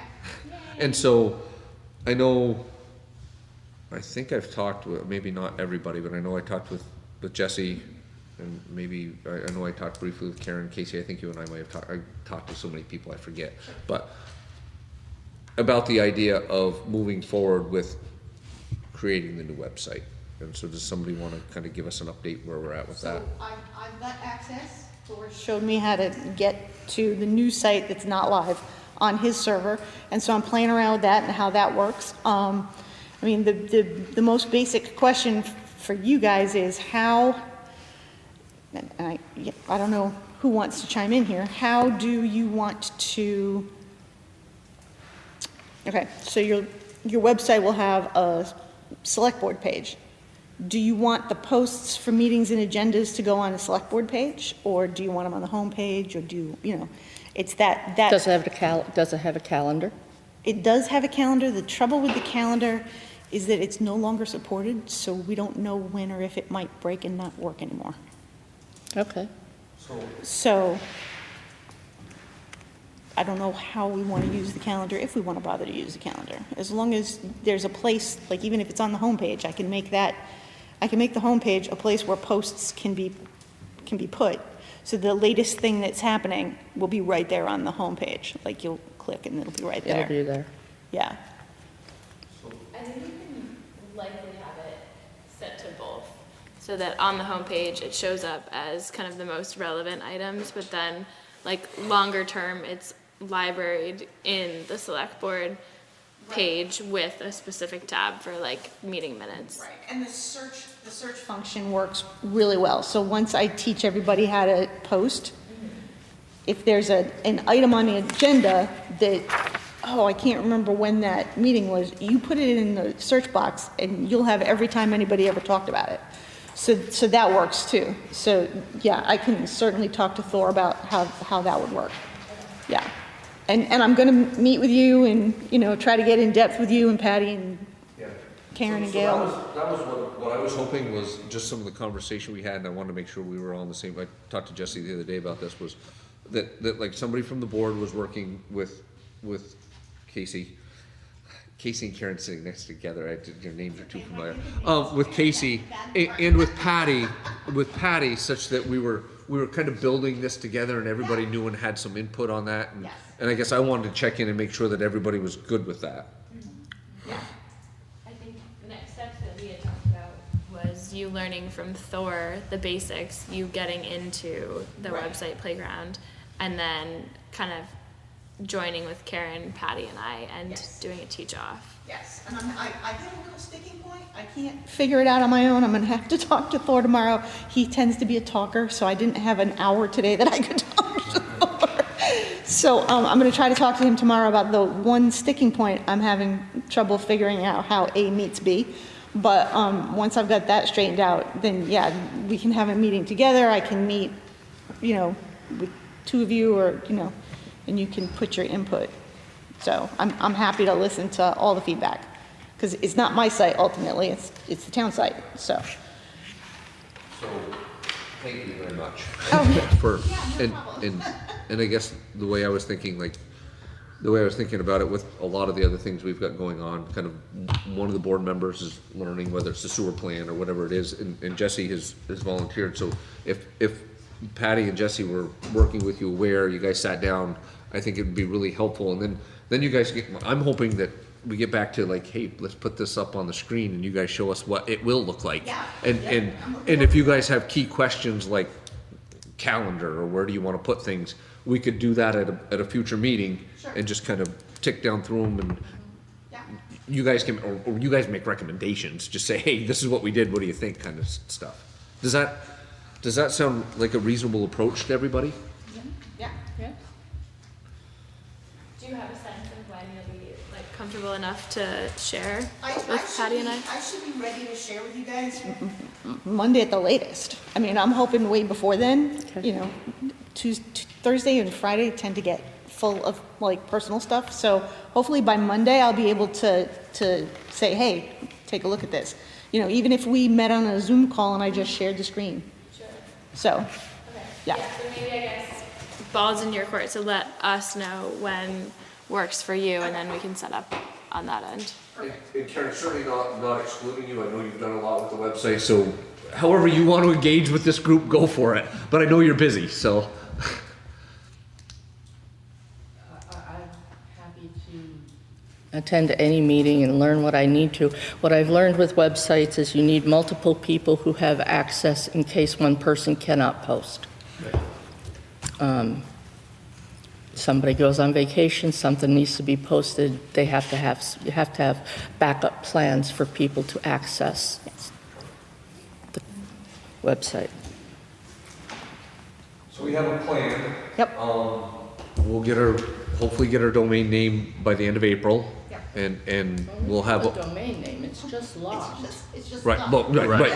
We'll have access to our domain name by the end of April, and with a goal of getting the website stood up as soon as possible after that. And I think it's just important because anybody that's watching the meetings, and hopefully there's a lot of them, we're accepting some risk that we may go several weeks without a website, and it's an unfortunate circumstance, but we've got a plan to move forward. You did mention that at town meeting, that there could be a hiccup.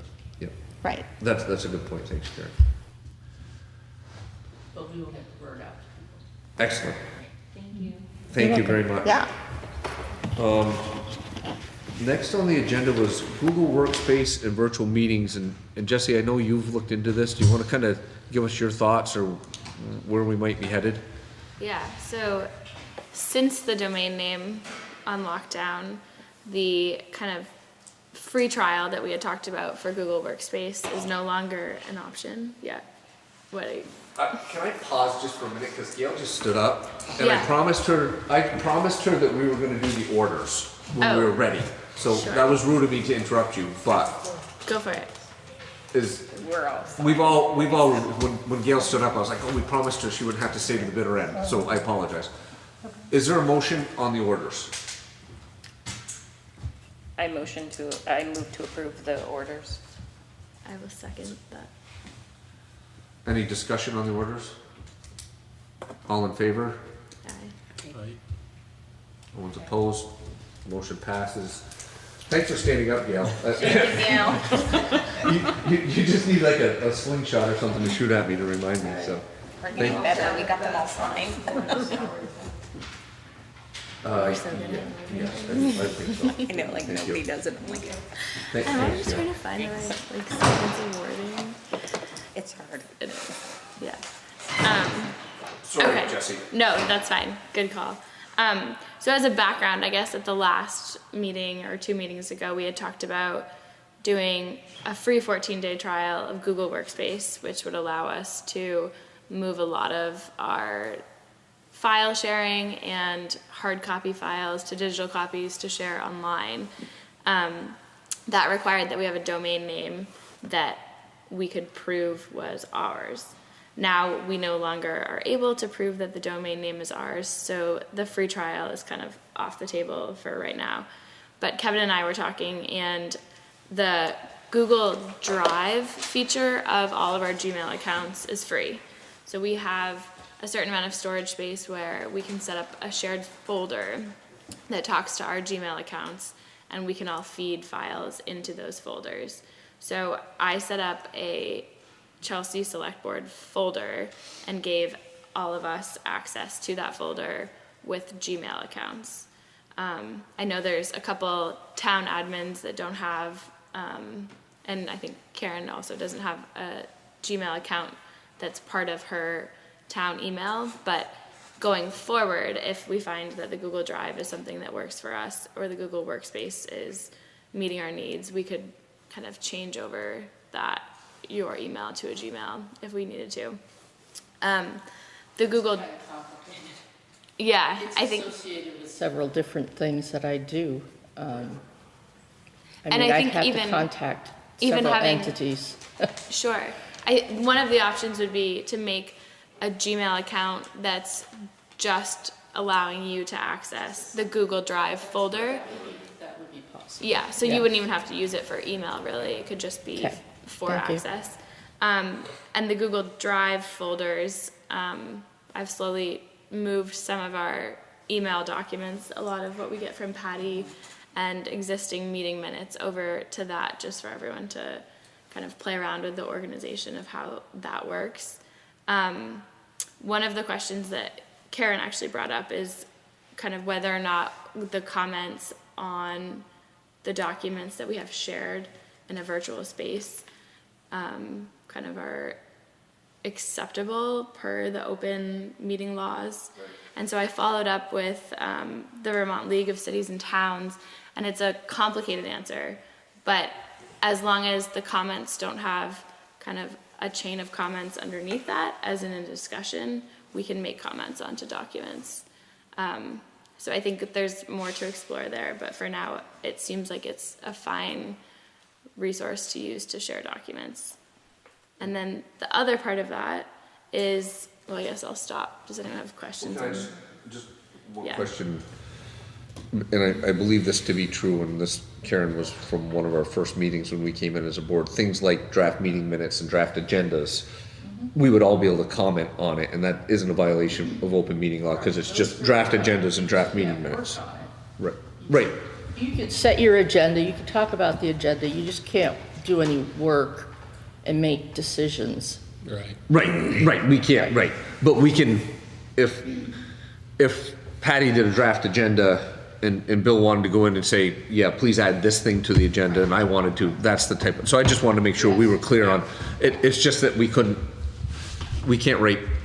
probably can't write policy and do a whole bunch of edits on a policy in there as an example. Okay, sorry, Jess, I did. And I would just suggest all of you just take a moment and go back and find this and read it, okay, if you need it. Remind me again what that is, I know. FAQs for open meeting law. It'll tell you VLC Municipal Assistance Center FAQs, open meeting law, and it'll answer all your questions. Cool. Thank you for that. Yep. Questions about that part before I move? I know I've been in there, I went in on my phone and I was messing things up. Actually, I think I sent you a request from a different email address the other day for access. So I think we all just need to try it, but I'm kind of hopeful that it'll be a good thing. I mean, I've mentioned, and I think Gail agrees, she's left, but like when we were doing the budget, we were passing versions of the budget. Gail was emailing us versions of the budget in email, and I remember coming to a meeting and Gail's like, yeah, that's the wrong version. Where if it was in a shared drive and we know that Gail put it in there as a shared drive, we can't do the work of the budget in there, but at least we know that this is the latest version. So I kind of look forward to maybe having that. Yeah. And then the other function that's free as part of our Gmail accounts is Google Meets. So in our Google Calendar, you can set up either recurring or single meetings and add a link that people could join via Google Meets, so that people who don't want to come in person from town could join in on a virtual meeting that we would all partake in person, or some of us would. So I sent out a calendar invitation to everyone for today's meeting just as a trial with the Google Meets link. And maybe after this, we can just click on it to see if it worked. But I think that could be a useful feature. And then Kevin and I were kind of thinking, if we find that Google Drive and the Google Meets and Google Calendar, the free features of Google work for us for now, we can use it without really transferring to Google Workspace for a while. And then if we feel like there's kind of a hole that we need to fill once we're all comfortable using those features, we could look more into Google Workspace. But for now, it seems like kind of baby steps in the right direction. And we still have a lot of transfers of files that will take time, so there's no point in paying for something that we wouldn't necessarily use right off the bat. Thoughts, discussions, Thank you. concerns? Yeah, I think it sounds great. Patty, you've been able to try it, I believe, correct? The Google Drive, yes. Any issues from your perspective? No. Okay, awesome. I'm thinking that we need to try it. And you know, for like Karen and Gail, we can work with you, but if it was just setting up a Gmail address just so that you could access it, maybe that's something we can talk about and have you set it up. And then Jesse could give you the permissions to be in that shared space, right? And kind of moving us in a direction of trying it to see, if that. Okay.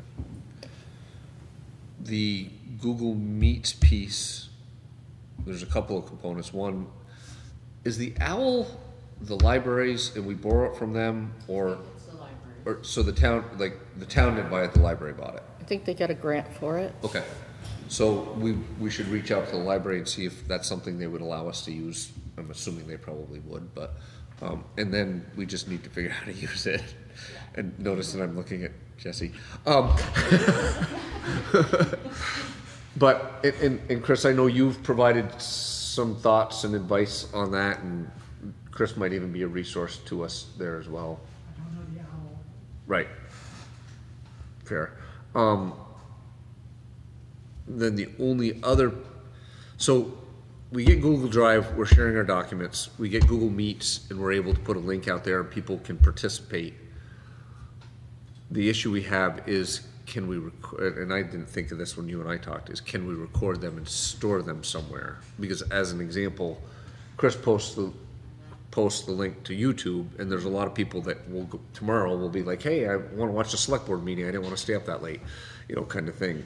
And I don't know, I haven't, and I don't know if you've had a chance to look in to see if there's a recording potential I know there. Google Meets allows you to record, but I'm not clear on if that's a paid feature. Okay. It might depend on whether or not you have a business subscription, which is getting us into the Google Right, business it gets back to where territory. we were, yeah. Yeah, but we can look into that. Okay. And that, because I think it's important, the storage of the minutes comes in, or the storage of that document comes into play. Yeah, that would take up a lot of Recording space. stuff, Yeah. Yeah, because there's the component of it that's great. We'd be live streaming a virtual meeting, and Robert from Otter Creek, if I'm not sure where Robert lives, we could say, hey, join us virtually, and he wouldn't have to potentially spend two and a half hours driving here. And we could do that, and others could participate as well, even folks in town. That would be great. The problem is I think, thanks to Chris's great work, there's a YouTube link that people can go on and Saturday morning if they want to read, and that would be the piece that's missing that maybe we can explore.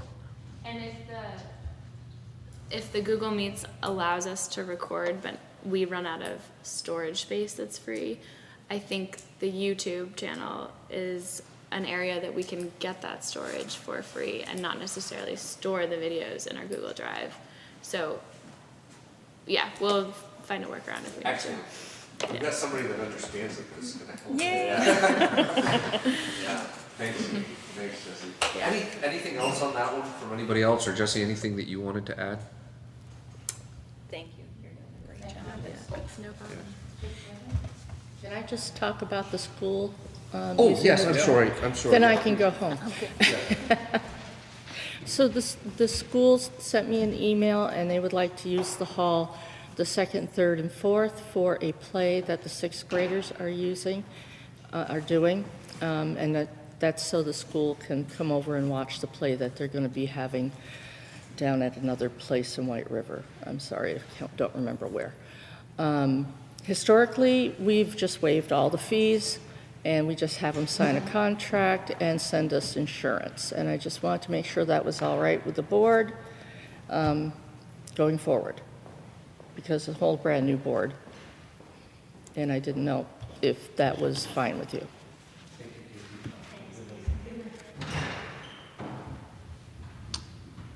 So the school's coming here to practice for a play? Is that what No, you? they're going to learn to set up a stage, the 2nd and 3rd, and set up the play that they're going to perform for the school at 10 o'clock on the 4th.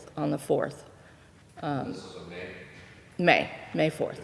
Okay. Yeah, the 2nd, 3rd. Yeah. But they're also going to be having this play down in White River on a real stage. I just don't remember the place down there. Lost Nation, isn't it? Maybe. Is it Lost Nation Theater? I could be wrong. Anyway, Northern Stage, that's what it is. Northern Stage, is it? Thank you. Yeah. one of those. But this performance will be mainly just for the school kids at the school. And we've done this before many times. So if you don't have any problems, I'll just keep doing what we've been doing. Okay. Typically, do the use of the town hall comes to you typically? Yes, it has. It always has. And then you just make the decision? And I just keep a big calendar on my door, my vault door. The town clerk's always rented it out. Okay, just checking. It just seems to come with the office. Got it. Is there a form, and you said there's a form and fee and that kind of stuff? Okay. There's a contract that we send out. These nonprofits are $30. Well, half a day is $30, a full day is $60, the commercial use is $125, and then we ask for a $50 deposit to hold it, and for expenses, it wouldn't even cover damages, so that we ask for, yes, I know, you're laughing, Bill. But. And so the board doesn't get involved in that? No, it's a brand new board, I don't know if you want to run things differently. No, I don't. I find it interesting. I mean, if it ain't broke, don't fix it. I find it interesting though that it's, the village green or, those kinds of things come to us, but the town hall doesn't. But I'm not suggesting a change. I don't know, because honestly, the whole budget for the hall used to run through the clerks, but then an admin came in and wanted it to be under the select board, and they moved that part of it. So I don't deal with anything that goes on here. Well, I kind of have to if there's an emergency, but I'll be calling one of you. But they never moved that part over. And it works out well. I mean, when the library needs to use the place, they sign a contract, and I know exactly when they can use it. I make sure that the dates that you need are covered, so nobody uses it on the dates you need for a meeting. So from your perspective, It the works. process works? It still works. But having a brand new board, it never hurts to ask, what would you like to do? Because it ultimately is, it brings in money, and if you want to do something different, you have to let me know. Are you, I'm fine are with you it. happy with that? If it's not broke, don't fix it. I think Right. that if Yeah.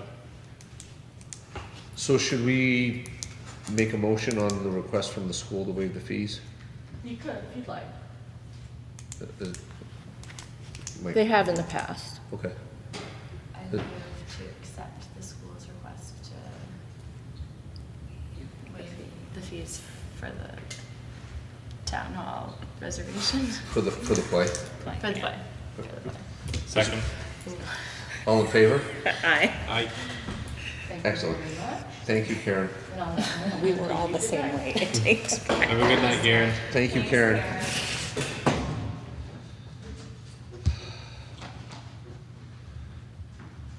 Are you here on the transfer station discussion? How about would everybody be okay, just so that, you're welcome to stay as long as you like, but if we move to the transfer station, then you can decide if you want to go home or not, does that make sense? Cool, awesome. If you want to, feel free to join us if you want. We just put this on the agenda, Bill, I know this is something you talked about, you guys want Yep, to sure. talk about it? And it's Christiane, okay. Christiane Gale, yeah. Okay, I just wanted to make sure I got it right. I thought I knew it was, but I didn't want to mess it up. Okay. Rescued a dog out of there last week.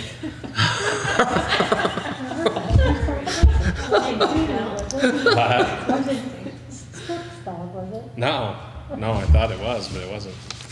So this is the transfer station fence around the compost. It's been purchased. It'll go up, I'm guessing, next week. Okay. Tom? I'm curious about what it is. It's, Snook said maybe it's, Electric Yep. fence, yeah? Yep. Okay.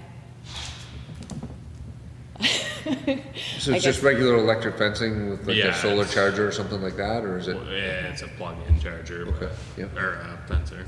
Okay, so that'll just be on when the transfer station isn't in use, keep the Right. bears from getting to the food.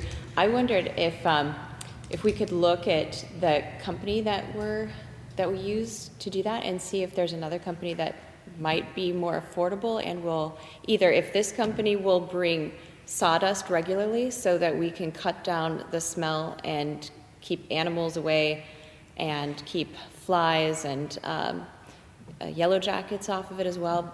I guess in the past, Snook said that we used to have a trough of pine shavings or wood shavings that people would sprinkle on after dumping, and it really cuts down the smell a lot. And being up there in the summertime in the heat, it's nauseating, really, and it would be a great improvement, I think, for everybody who uses the transfer station if we could cut that smell down and prevent the bear from knocking it over and having to clean that putrid stuff up. So if this company that we're using now can't provide that service, I feel like we should look into other companies who might be able to provide that service. And I did. I'm sorry, is it just regular pine shavings that they?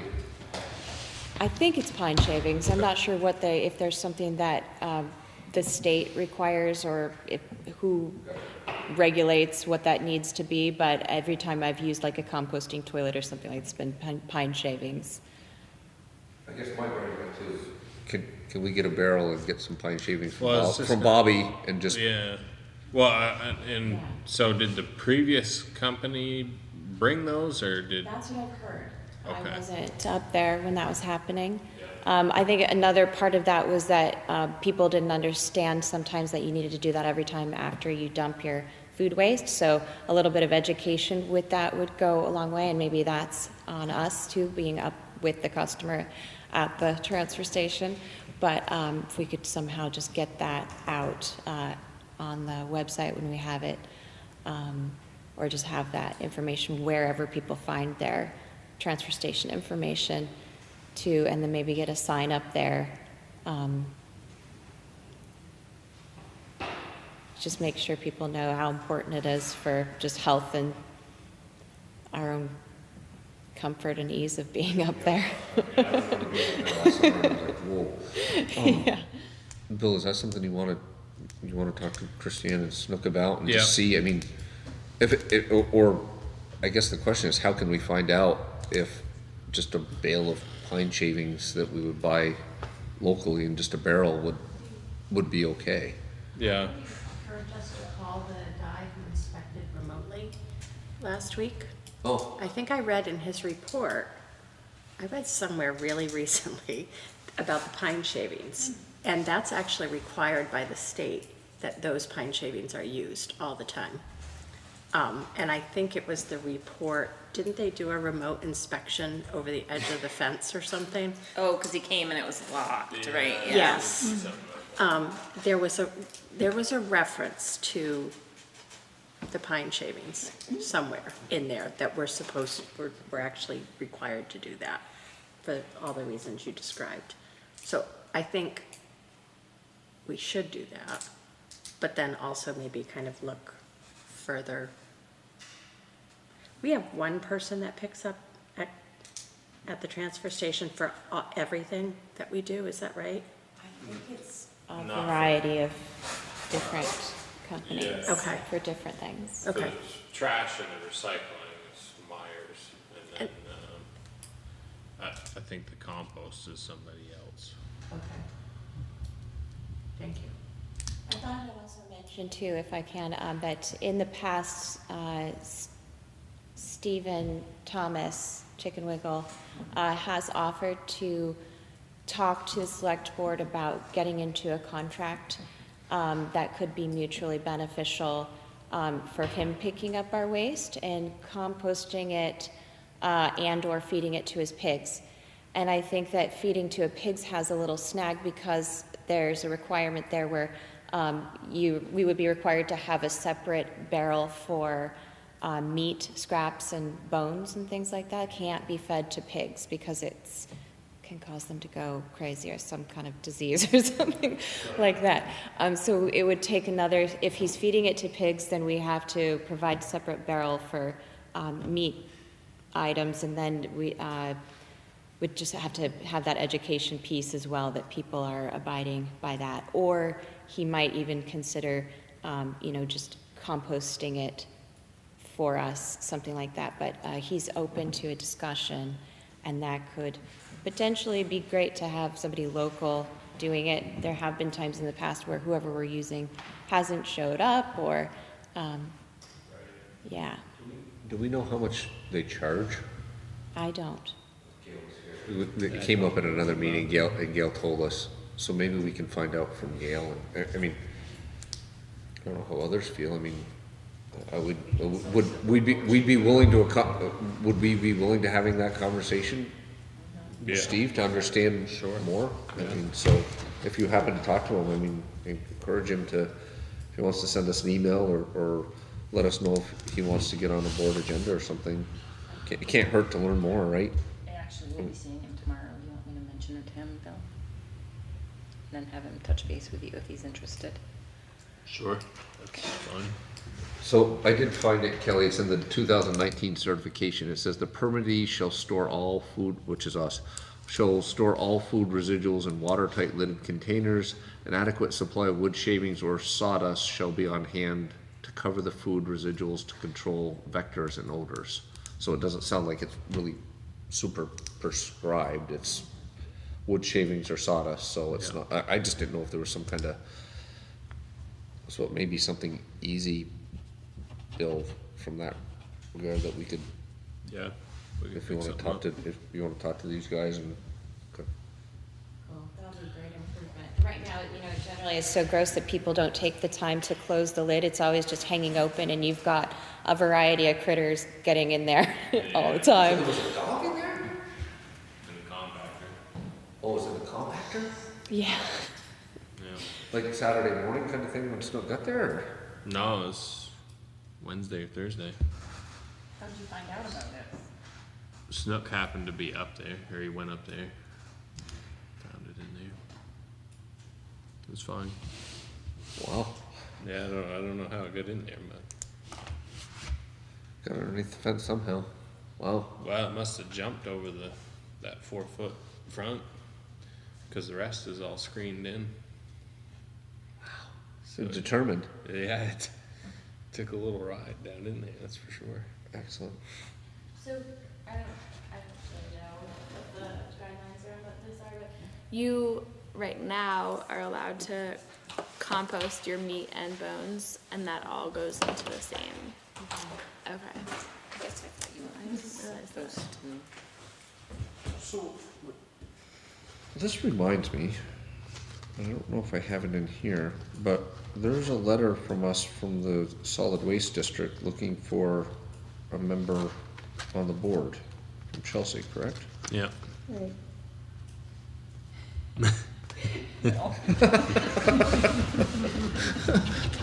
No, well, in all seriousness, I forget what it is, but we are looking for a member. Chelsea does not have a representative, and I'm looking for it right now. On the, what is it, the solid waste? Yeah, Central Solid Waste.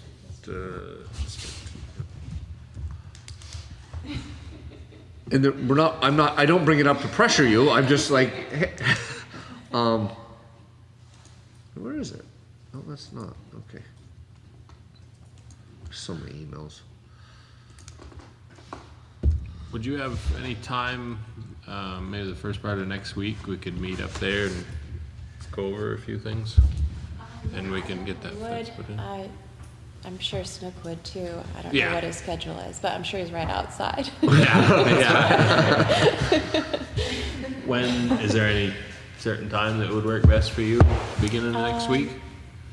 Probably Monday or Wednesday. Okay, let's do Monday. And is there any certain time? 9 o'clock. And I will, I'll get with Snook, see if he'll be there too, or if you happen to run into him. I'm not able to find it, but anyway, if it's something that you would consider or be interested in, let us know. Do we have your email address? Because I know we have an email. We could forward it to you so you understand what it is. Okay, that sounds It, It's my name, Christiane N. Gale at Gmail, KRISTIANNE. The letter N is in Nancy, Gale, GALE. at Gmail. Yeah. Did you get that? No, but I think I have it in the. Okay, you have it. So if you wouldn't mind, just, I mean, if it's something that you would be willing to consider, by the sounds, we don't and have not had anybody represent us, and it sounded like there's a fair amount of good learning that can happen through that board, so. That would be good, actually. So, excellent. I wanted to know if I could get on the agenda for some meeting in the future, talking about reducing the amount of cash we take in up there and going to like a coupon system, which I don't see how we could do that for the metal and the construction and household goods, but at least for trash, it would reduce the amount of cash that we're dealing with. I think it would just be Right, you brought that up at town meeting. safer. At town meeting, right? Yeah. Okay. Yeah, Patty, maybe we can make a note in the long list of future agenda items that we have. I think it's a great idea that, you know, maybe some night, you know, we could get you and Snook, and maybe you can get their thoughts ahead of time, Bill, or whatever. Yeah. That would also, I think, I mean, I'm not familiar with the coupon system, but I think there's a different coupon for different size bags and barrels. And that would help us have some kind of accounting system of how much we're actually taking in, because right now we have zero. Right. Right. Yep. Great idea. So I guess I'll just say that probably our next 2 or 3 meeting agendas are probably pretty full. Yeah. But maybe we'll look to maybe our first or second meeting in May. We have the Thorn place the first weekend. Oh, yeah, okay. Yeah, we're already filling into May, but, I think it's a good idea. Do other folks think, let's get that on the agenda, and maybe even in the interim, if there's kind of research or stuff that you know of from other towns that you could bring, that would be great. Okay, sure. Yeah, once we get it on the agenda, make sure both of these guys are here, so. Yeah. Awesome. Anything else on the transfer station? Thank you very much for coming, and feel free to stay, but I just wanted to make sure that, I thought that's probably why you were here, so. Yeah. Um, Well, I'm kind of curious about town employee salaries. No, I don't think that includes me. We will be we will be in touch about that. That's kind of an executive session piece, Oh, but okay. we will be in touch on that for sure. Yeah. Okay. Yeah, absolutely. All right. Because That, go ahead. sorry. That's gonna be part of Monday's thing. Cool, all right. Well, thank you. I would give you an ovation here for being such a functional select board. It's really nice. Thank you. Well, thanks for you. coming, and thanks for what you do. We appreciate it. Mowing. So I talked to Rick about what we actually mow, and it's a lot. So he does the Heathfield, the Chelsea sign, the sewer plant, basically everything down there except for the horseshoe pits. Then he does the Old Town Garage in the area with the well behind it. We have the 3 FEMA properties, the Allen, Babcock, and Dibvig properties in town. The tennis courts, the 2 commons, the town hall, the Welcome to Chelsea sign on 113, the water pump house by the boys' home, and I think there's another water by Kennedy's, Kennedy Water. The water tank, which we whack like 3 times a year. The Newtown Garage, and then the transfer station is monthly. And we talked with Rick about whether or not we should be considering contracting any of that. Yeah. What was the consensus on that? as of right now, without another highway employee, there's not really a very realistic way for him to do it himself. Yeah, I agree. And I think that's too much to put on his plate. Yep. You know, I did ask him, I said, you know, do you wanna, when you go to 4 days, do you wanna try to do it on a Friday or something? And he just thought that until we know we have another employee, it'd be too much, and I agree with him. Well, and then I think the problem is, wouldn't we run into overtime problems with that? So I'm not sure how this would work. He said he would do it for less money. And previously he was told that we couldn't do that, but then I thought that we had paid another employee 2 different salaries for 2 different jobs. So it would have to be looked at. Yeah. So that it wouldn't be, which I don't know how it works fully, if we could do that, if it was 2 separate jobs and how the overtime, but I told him that if it was something that he really had a strong desire to do, that we could look into it, but he didn't. But it sounds like he's on board with possibly subbing it out. Yeah, he did say that he could probably mow the town garage and take that off the list. Yeah.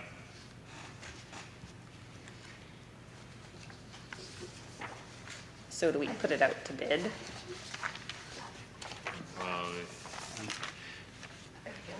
We don't Have a choice. Right, like that's where we are. Right. I don't think we're prepared to talk about 2 different salaries, because I actually think you're still an employee and it would still be overtime. Right. So I think that we need to look at putting it.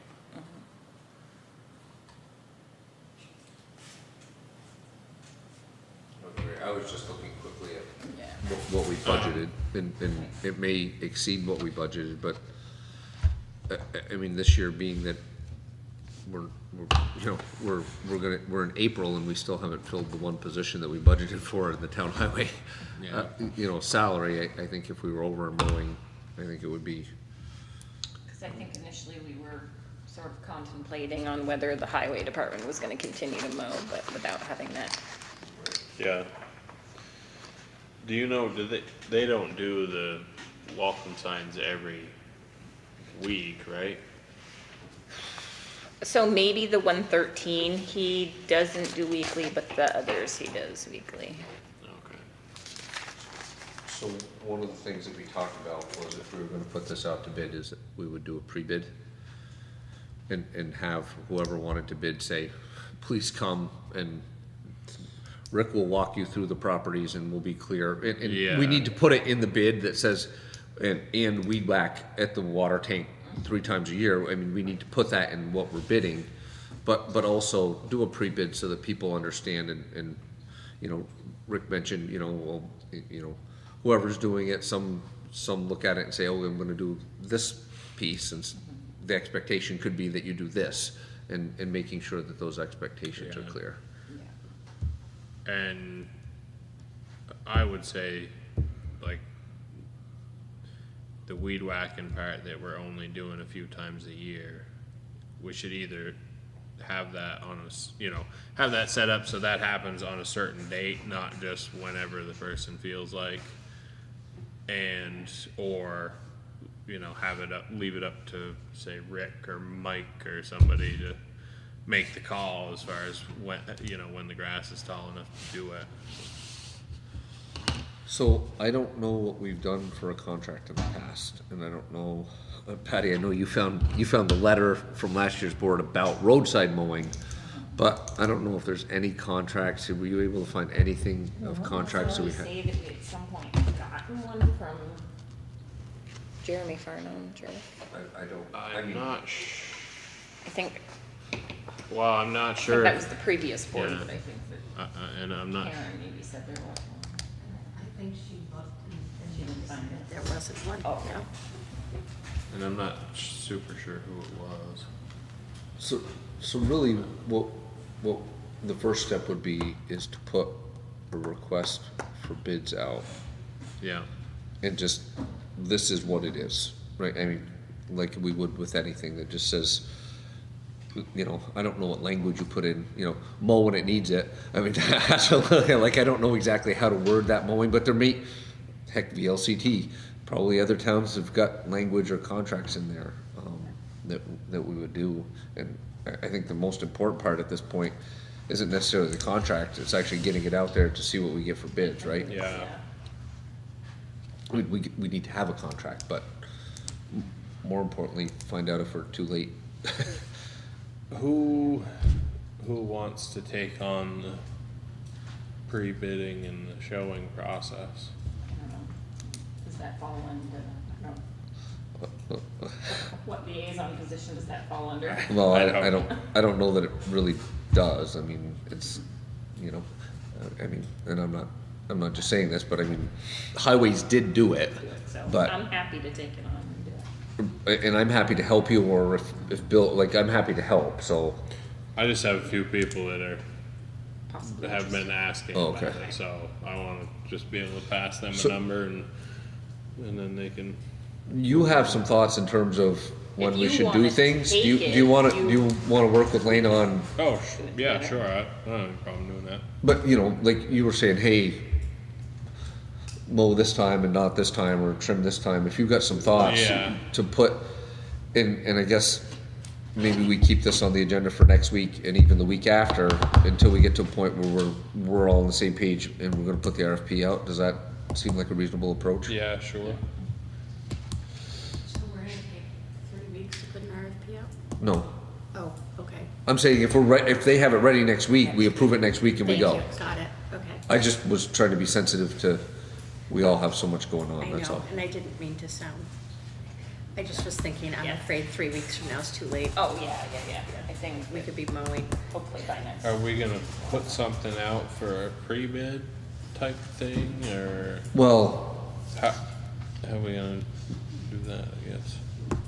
it doesn't, I don't know that we have to, it came up in the conversation with Rick that just expectations have differed over the years, and it might be really nice. There's some things that you can put in we expect you to do this, and this, but you can't say we wanna, you know, I mean, I guess you could say we want a 4-foot swath around the water tank, or an 8-foot Yeah. swath around the water tank, but, And and sometimes it's really nice for them to see it, and then whoever's bidding it, Yeah. in fairness to them, they know what the heck the expectation is. And I agree that that's a good idea to do that, I just didn't know if we needed to like make that, you know, I don't know, put that in the paper or something, so. Well, so the way, I guess. the way I was thinking we'd do it is we'd say, the town of Chelsea is going to accept proposals to do mowing at these locations. Bids will be due on May 2nd, and there'll be a pre-bid meeting on April 25th. I'm just throwing dates out. They, Yeah. before they put their bid in, they come, and whoever wants to bid I it. gotcha. Rick drives them around and says, this is what we expect. Yeah, so this, you're gonna make this part. It would be all of part of the whole process, yeah. Process, gotcha. Yeah, I'm just throwing dates out Okay. there. I mean, I was just a little confused on that. I guess we probably all would agree we're probably 6 weeks behind where we should be on this, but it is what We'll it get is. there. I mean, We'll get there. so we'll have that on the agenda next week. Can we, You and I will touch base about it. can we set a date for a pre-bid? That way we can get that process going. Well, yeah, however you guys want to do it, I guess we need to make sure that we got the RFP drafted, we all agree to it, we get it in the paper, and you'd have the pre-bid afterwards. So it's just a matter of that timing. Yeah. Well, I was just thinking if we could set a date for a pre-bid, I can let the people that I already know have been asking, like, this is the day that we're gonna be showing everybody, and we can still, I mean, we'll still put that in the ad, I guess, I don't, Yeah, I mean, or we can wait, and it doesn't, doesn't matter. I mean, I think we have to act pretty quickly, so if we think That's that we kinda what can I'm pick a thinking. date, then do you guys we want to can- talk with Rick and make sure we got a date that works for him? Yeah, we should probably do that. Yeah. So I mean, maybe you and I if you can guys come up work- with a few dates that we think will work, and then I'll touch base with him and see. Yeah. Yep. And then we can just start getting the word out there that, hey, we're gonna be doing this, it'll be hitting the paper Yeah. whenever, kind of thing. Yep. And hopefully people are listening tonight that might wanna do it. Yep. So mowing will be on next week's agenda as well. Next on the agenda, highway equipment, capital equipment plan discussion. Lane, I know that came up, you've brought it up several times, it came up with Rick the other day. Yeah. So we have a lot of older equipment that's gonna need to be replaced. We have, Paul's 10-wheeler, that's a 15, I think. Or that might be the 16, I'm not sure. And then Rick's 6-wheeler is the same, and then the pickup, and then our loader is 23 years old. They did put a good chunk of work into the loader, I wanna say 6 years ago. But it's due for either another good chunk of maintenance or possibly replacement. So my proposal is that we have the mechanic come down and just do an evaluation of it and tell us, you know, is it gonna take $30,000 worth of work? I know Rick said something about the bucket, but I think he did some work to that, but it needs tires. There's a lot of significant work. It's, you know, old. It's pretty low hours still for its age, but I want to say it's around 7,000. But I just think that we get an evaluation before we have to dump a huge amount of money into it to buy us a year, or does it make sense to just plan on replacing it? And then also I think we need to talk about replacing Paul's truck before we end up with 3 trucks that are all going to cost a bunch of money to keep them on the road. And with the time frame of a potential 2-year lead time before we can get the truck, at that point it'll put the truck at 10 years old.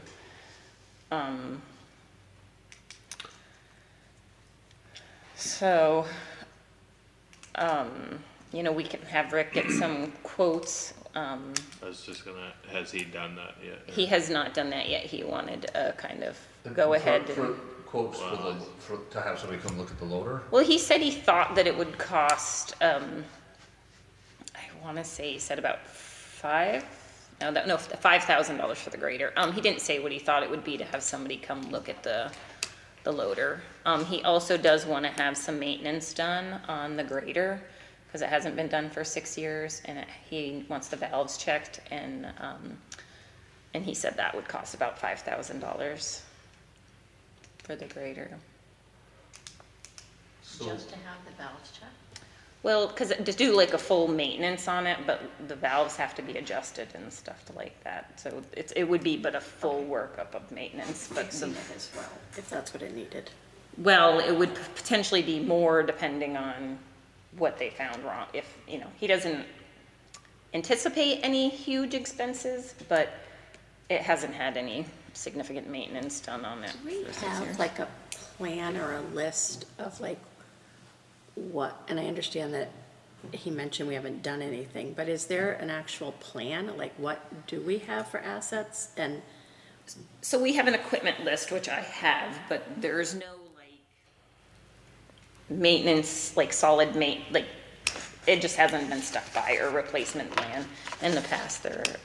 so you mentioned like 2 trucks and a loader, but like, is there a priority? Like how do? Well, and that's what I asked him is sort of like if he were to prioritize it, and it's sort of hard to say, you know, loader, the truck, probably the loader over the truck, but it's hard to say. The truck it's Paul's truck, he uses it to haul a lot of material.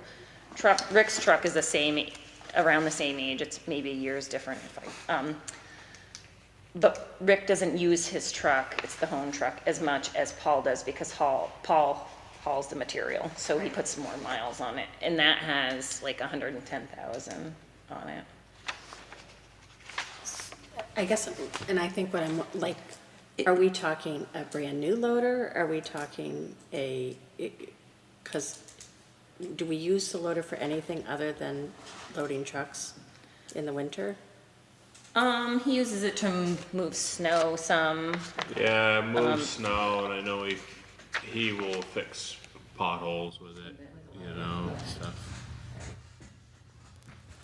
I think it's hard to say without having somebody come look at the loader exactly what needs to be done. And that's why I sort of recommend having somebody come. If they come and they think we can put 15,000 in it and it's gonna buy us 6 years, it's probably worth keeping it. Yeah. But it's hard to know that. It is 23 years Right. old. Well, I think it makes sense to have somebody come and look at it, because, Yeah. I mean, if we don't know what we're, like, you've named off, like, you've named off 4 big pieces of equipment. Right. I'm sort of hearing replacement of 3, but I would really like to know, like, what are his thoughts on, Right. like, we need to prioritize. Right, and that's sort of what having the loader evaluated will do. Yeah. And really, it's 2 pieces. His truck is older, but it has, I think, like 55,000 miles on it, so it's not such a priority. But what I want to avoid is having 3 trucks that all do have to be replaced at the same time. So that's like trying to prioritize and get a replacement plan going, so that hopefully we don't get in that situation, which, you know, must have happened when they had 3 trucks all purchased in the same year. So Lane, I was just trying to find it, but I'm not smart enough to get into the VLCT municipal access portal. I am, but clearly I just said that, sorry. I am smart enough, but I can't remember my password. Because I think there's something in there about capital equipment, like a capital equipment planning. Yeah. Which I think would be great if we could just start putting that together. To your point though, of the loader, and I know it came up the other day, like, if there's somebody that, like, if we could call a company and just be like, can you come do an assessment of the loader and give us some recommendations, because it is 23 years old. I think that would be beneficial, because then we kind of have a sense of what we're dealing with, right? Yeah, You know? that's what I think. And I'm assuming that companies are willing to do that, Yeah, because. Rick said that they would do that. Okay. Is that gonna be from Milton or? I don't remember, he said who he would recommend doing it, but I don't honestly remember offhand who it is. I just think, like, I'm just nervous with having 3 older trucks and an older loader, and think about, you know, we should start thinking about replacing something Agreed. before. Agreed, and I think if we could get to that plan, we can get that assessment, we Yeah. can kind of get to that plan, and then we can kind of lay it out and be like, oh, you know, I mean, you know, when we start talking about those 4 pieces of equipment, I'm just guessing, but we're talking, A lot of money. are we talking $1 million worth of equipment?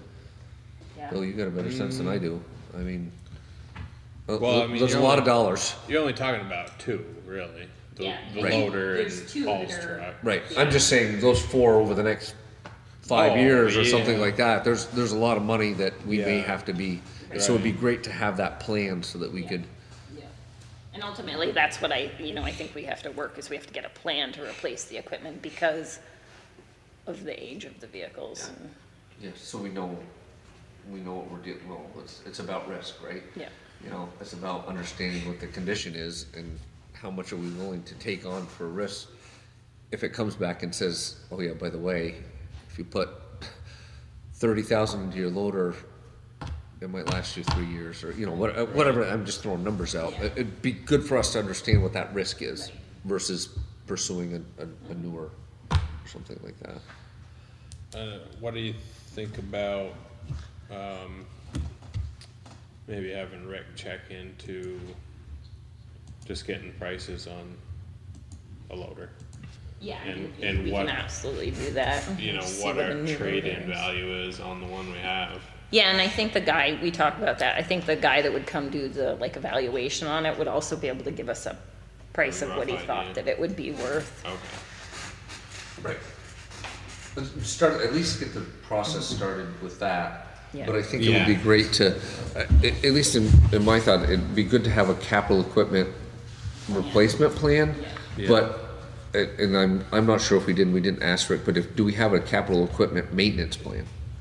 Like, when we talk about the grader and it's been 6 years, Right. and it could be $5,000, do we kind of have a plan so that we to make sure that we're budgeting for it. Well, so I guess in the past, and this is where he's a little unsure about, like, in the purchasing policy, well, when we get that finished, well, but like, does he have to come to us if it's gonna cost $5,000 to have that serviced? In the past, because it's budgeted in his road budget, he hasn't had to come get approval because it just, so he's just unsure whether or not that's something that he needs to come to us and get approved in the purchasing plan. My suggestion, which I know we're not on the purchasing, Right. is when we look at it next week, is that we actually like sit down and give some guidance, because we list several employees that have access to that, and they need to know what the expectation is. Right. And even if something has been budgeted, without fully looking into it, my response is gonna be, even though we've budgeted everything, it's a purchasing policy that has to be followed. Right. And that's what he's if it hasn't been that way, Right. I don't know, it's what the purchasing policy says, so if it's more than 5,000, because actually it was only at 2,000, and I think we raised it to 5,000. So, Yeah. so a little more leeway, but still anything at that price would require, coming in front of the board. Yeah. And what I'm starting to, as we go through these various conversations, is we have a policy, we have a procedure, and then we have expectations. And it came up, late actually, when we were talking about work within the right of way. There's, there's a permit, there's state statute. We talked through a little bit of a process. We started kind of working through here tonight a little bit, that we need to document that process. But then also expectations, and I don't say expectations for the board or for Rick or even the applicant, but what is the level that we're going to require them? And there's a little bit in statute that kind of gets to that, and I think we should, and again, I'm jumping around a little bit, but to the point, we got a policy, and what are the expectations, and let's make sure that we all agree, because, and we need to make sure that we're following the policy, and if there's pieces that are open to interpretation, we need to make sure we're clear what those are. Right. Yeah, which is why I asked, because in the past, like you said, he hasn't had to, because he has it in his equipment, so past boards haven't required him to, but he wasn't sure, and I wasn't sure, so that's why. Yeah, and I guess it's for all of us to learn as we kind of, as we're going on, because it seems like every time we have one of these conversations, there's a, yeah, but what about that? Right. Kind of thing, you know what I mean? It's like, oh, okay, maybe we should think about as many of those what ifs as we can so that it's clear. Anything else on that one? I guess, are we gonna leave that you'll talk with Rick about maybe getting somebody at least to start assessing the loader? But, and I'll try to as well, maybe we can start to see what there is out there for guidance on capital equipment. Yeah. Okay. Replacement plans and maintenance plans. Are you gonna have them get a price on a truck too? Well, if people think we should, or should we wait on that? I know that he said international, you have to wait until January, but I don't believe you do it with Freightliner. I think they do it quarterly based on what they're building. So I guess if it wasn't, if it wasn't a huge deal, I think it would be nice to know kind of what we're looking at. Money-wise, yeah. Because there's two things that sound like they are kind of on the higher end of needing to be replaced, so why don't we get some numbers on those and even if it's not specking it out, just getting ballpark numbers. Yeah, it says right, a loader's going to it- cost us yeah. $350,000, or is it Right. 250? That kind of thing. Is that what you're thinking, Bill? Yeah. No, it doesn't have to be down to the nitty gritty, just a rough idea, Yeah. So maybe it's And not. als- And also, I think a time frame is helpful, especially for the truck. Well, that's Because gonna be we have to good take know. that into consideration. Even something we do now, it's still 2 years before Those it's are- gonna those be are here. those factors that go Right. into the capital equipment Right. plan. Right. And that might even be the same thing with the loader too. Equipment's, Yeah, he said he didn't believe the loader was gonna take as long. But yeah, right. Definitely, we need to, that's one of those areas we definitely need to come up with a plan.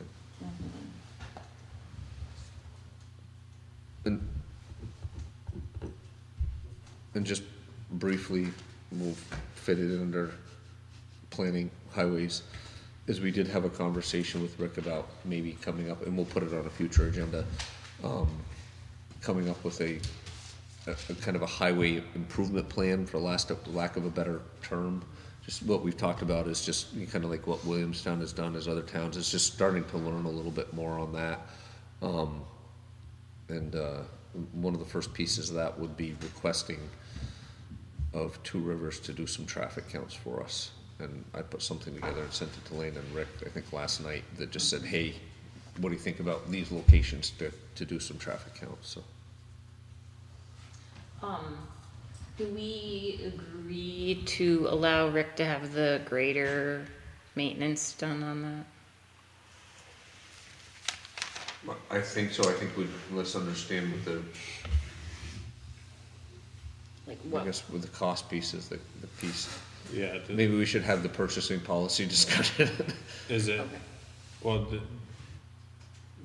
I mean, he listed. how much did he say it He was said gonna that it be? usually runs about $5,000 to have a full maintenance done up on it.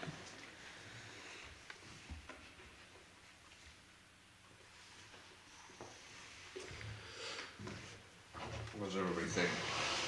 I mean, if it's, We're running into that purchasing Right. policy piece. Right.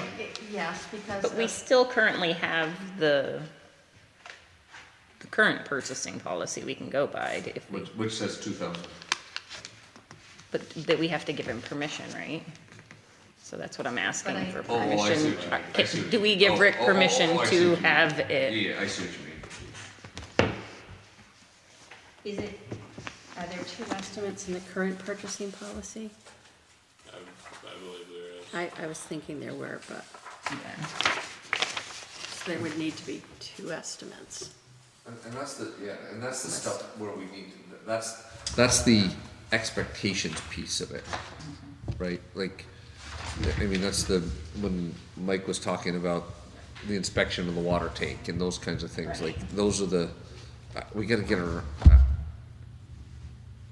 my gut says, yeah, that's not an issue, but then we wanna make sure we're following our purchasing policy too, right?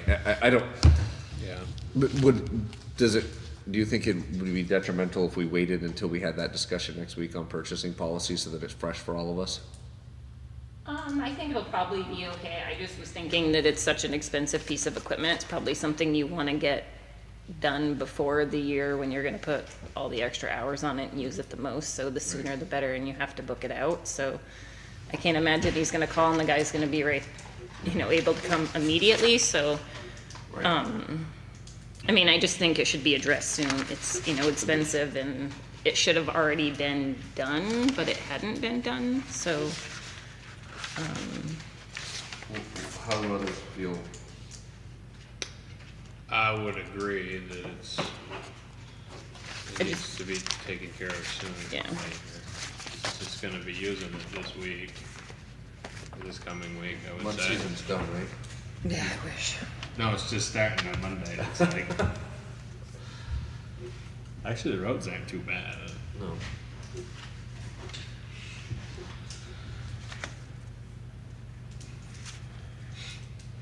Are we, I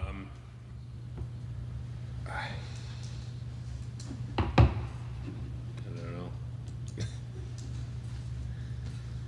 Is this something he'd have done before mud season or after mud season?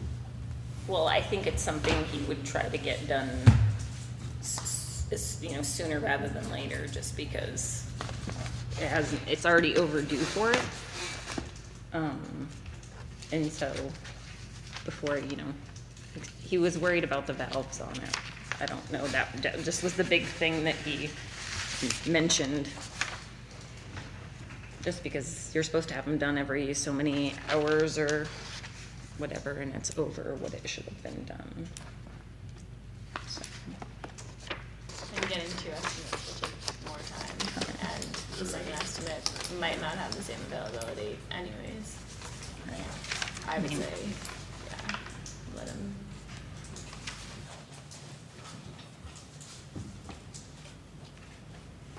I mean, we can put it off until next week, but I think it just definitely needs to be on the agenda for next week. And if we need him to get, I mean, it's hard, like, how do they come and look at it to give an estimate? So then he has to try to get two places to come. It's difficult. I'm thinking, you know, and this came out when we were practicality, talking, right. I'm thinking about when the fire trucks go for maintenance bill, right? Like, there's always something that, you know, you send it for this, and this, and then there's something else that Yeah. gets added, you know, kind of thing, which is kind of out I of control. I mean, no, are there two places that maintain it? It's a John Deere right.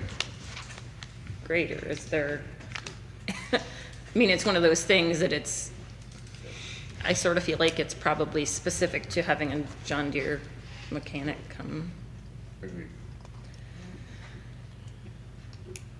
I don't have a good answer.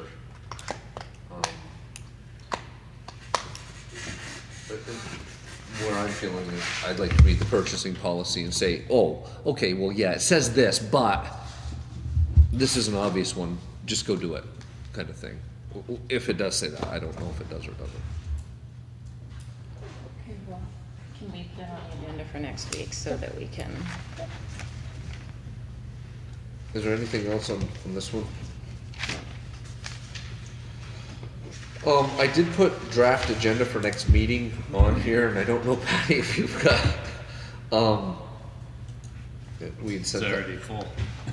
Well, it is, and that's the hard part. One thing that I wanted to bring up was, we need we have a planning commission, but we don't have a chair of the planning commission, and my thought was we invite the current members of the planning commission to the meeting to ask them where they're at and what we can do as a board to help give direction to them. Yep. I believe Peter Gregory's willing to come back if the planning commission is gonna come here so that we could have the, hey, this is, this is the planning commission, let's make sure we have, I don't wanna say functioning, I just think that when the previous chair left, it sounds like maybe, anyway, there's some opportunities there. And so I was gonna see if what folks thought about inviting the planning commission, inviting Peter Gregory to our meeting next week. Do you think that's enough time? I think, Enough time, I'm sorry. well, because we're gonna be having, it's gonna be a busy meeting. Is there enough time to really delve into, or should the planning commission maybe have a meeting with Peter Gregory and a couple of us go to that? We could do that, that's a good point. I That's don't a know good if, point. just to kind of get it rolling. I think we should meet with the planning commission. So maybe Yeah. we invite the planning commission, but following our meeting next week with the planning commission, we have a planning commission meeting and invite Peter to that, and that's a good point, rather Yeah. than, because we've got so much going on. Yeah. Yep.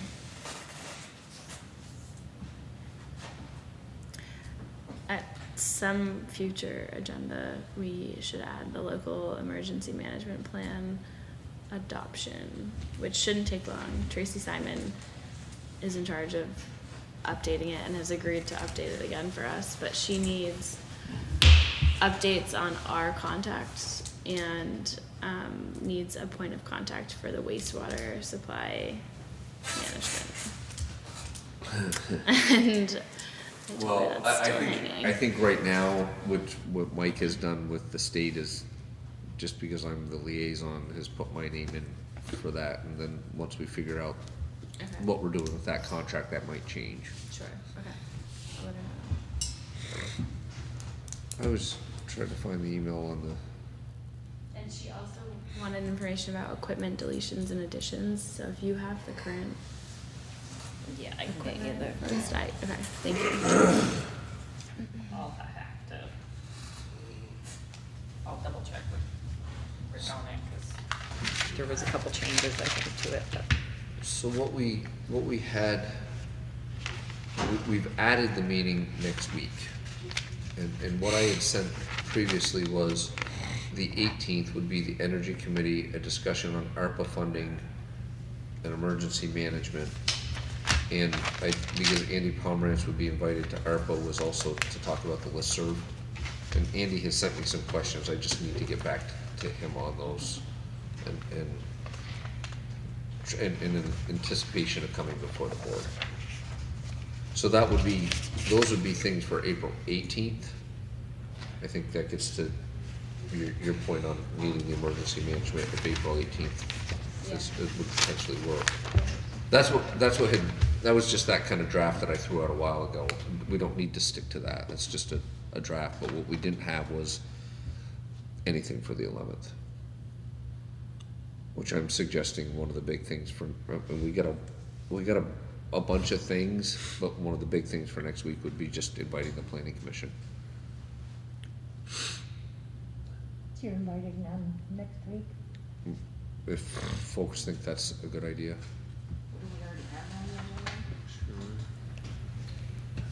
And then you have mowing, the town purchasing policy, the highway equipment capital plan.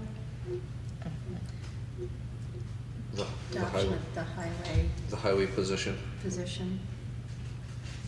Oh, I do. While I was here this evening, I did receive a phone call from somebody inquiring about the job, but I was here, so there is somebody who is interested. Good. So, I just wanted, and Patty, we can work together on the draft agenda and get it out to everybody, but it sounds like invite the planning commission, the mowing contract, the highway position. Let's keep the capital equipment discussion going. I would like to come back to the grants. Casey brought up today that we need the environmental review, so we should talk about the grant, because Casey's been doing some work on the grant for the pump station at the sewer plant. I'd like to have a discussion about the sidewalk grant next week. Sorry. Sorry. You got the grants, I got sidewalk, what was the first one you wanted? The sewer plant Sewer grant. plant, Sorry, okay. Patty. That's all right. You feel free to holler at me. In the sewer plant conversation, we also need to discuss the SCADA Oh, Yeah. estimate.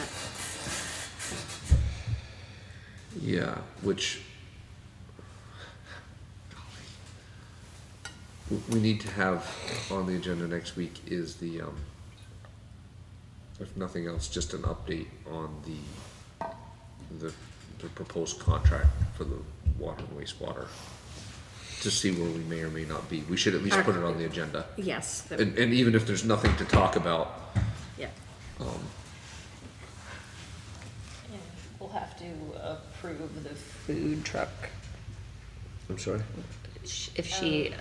When she sends in, Yeah. Oh, she right, probably- yeah, so if that's- something comes in, any of those requests, that's a good point. Yeah. And mowing, is mowing on there? mowing's on Okay. there, yep. So I've got planning commission, mowing. Are we doing that local emergency management plan as well? That can wait Tracy's until- on there, already on there. We'd had it on there for the 18th, but if you think we should do it sooner, I think the 18th is fine. Okay. Yeah. I don't think the updates are going to take her long, so Okay. I think. So we have Phil Mulligan, and Chris Byrne, Andy Pomerantz, then Tracy Simon for the, 18th. yeah, this is all the 18th. And then planning commission, mowing, highway position, highway equipment plan, replacement plan, the grants, sewer plant, sidewalk, the wastewater proposal contract, the food truck, if that comes in. Yeah, the village green request. So that, Yeah. all of those would be for the 11th, though? The 11th. All No, this is not the energy committee, the ARPA, or the emergency management. but these are Everything all below for that the- would be for the 11th, 11. next week. Okay. Right? Yeah. Okay.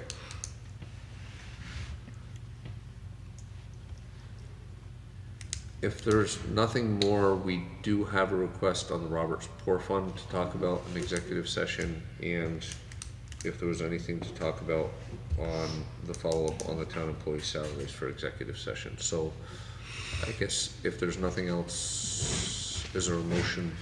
I move to enter executive session to talk about the Roberts Poor Fund. I always forget, can we do both things at once? If we say that that's what we're doing. And town employee salaries. And And we'll invite, is this when I recuse myself from the Robert Poor? oh, yes, yep, And I recuse myself from the Robert Poor Fund. discussion, okay. Discussion. Yep. And we would invite Patty to stay? Is that correct? Yep. Okay, I so second that'll be it. part of that motion and a second. Oh, yeah, Okay, sorry. so we're in executive session.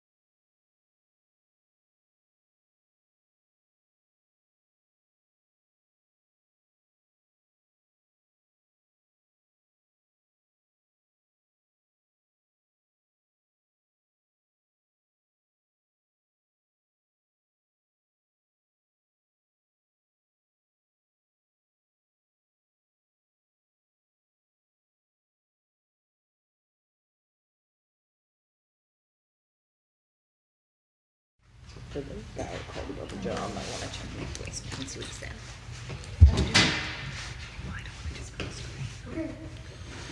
As the board left in executive session, the board approved distribution of funding from the Workforce Fund based on the request.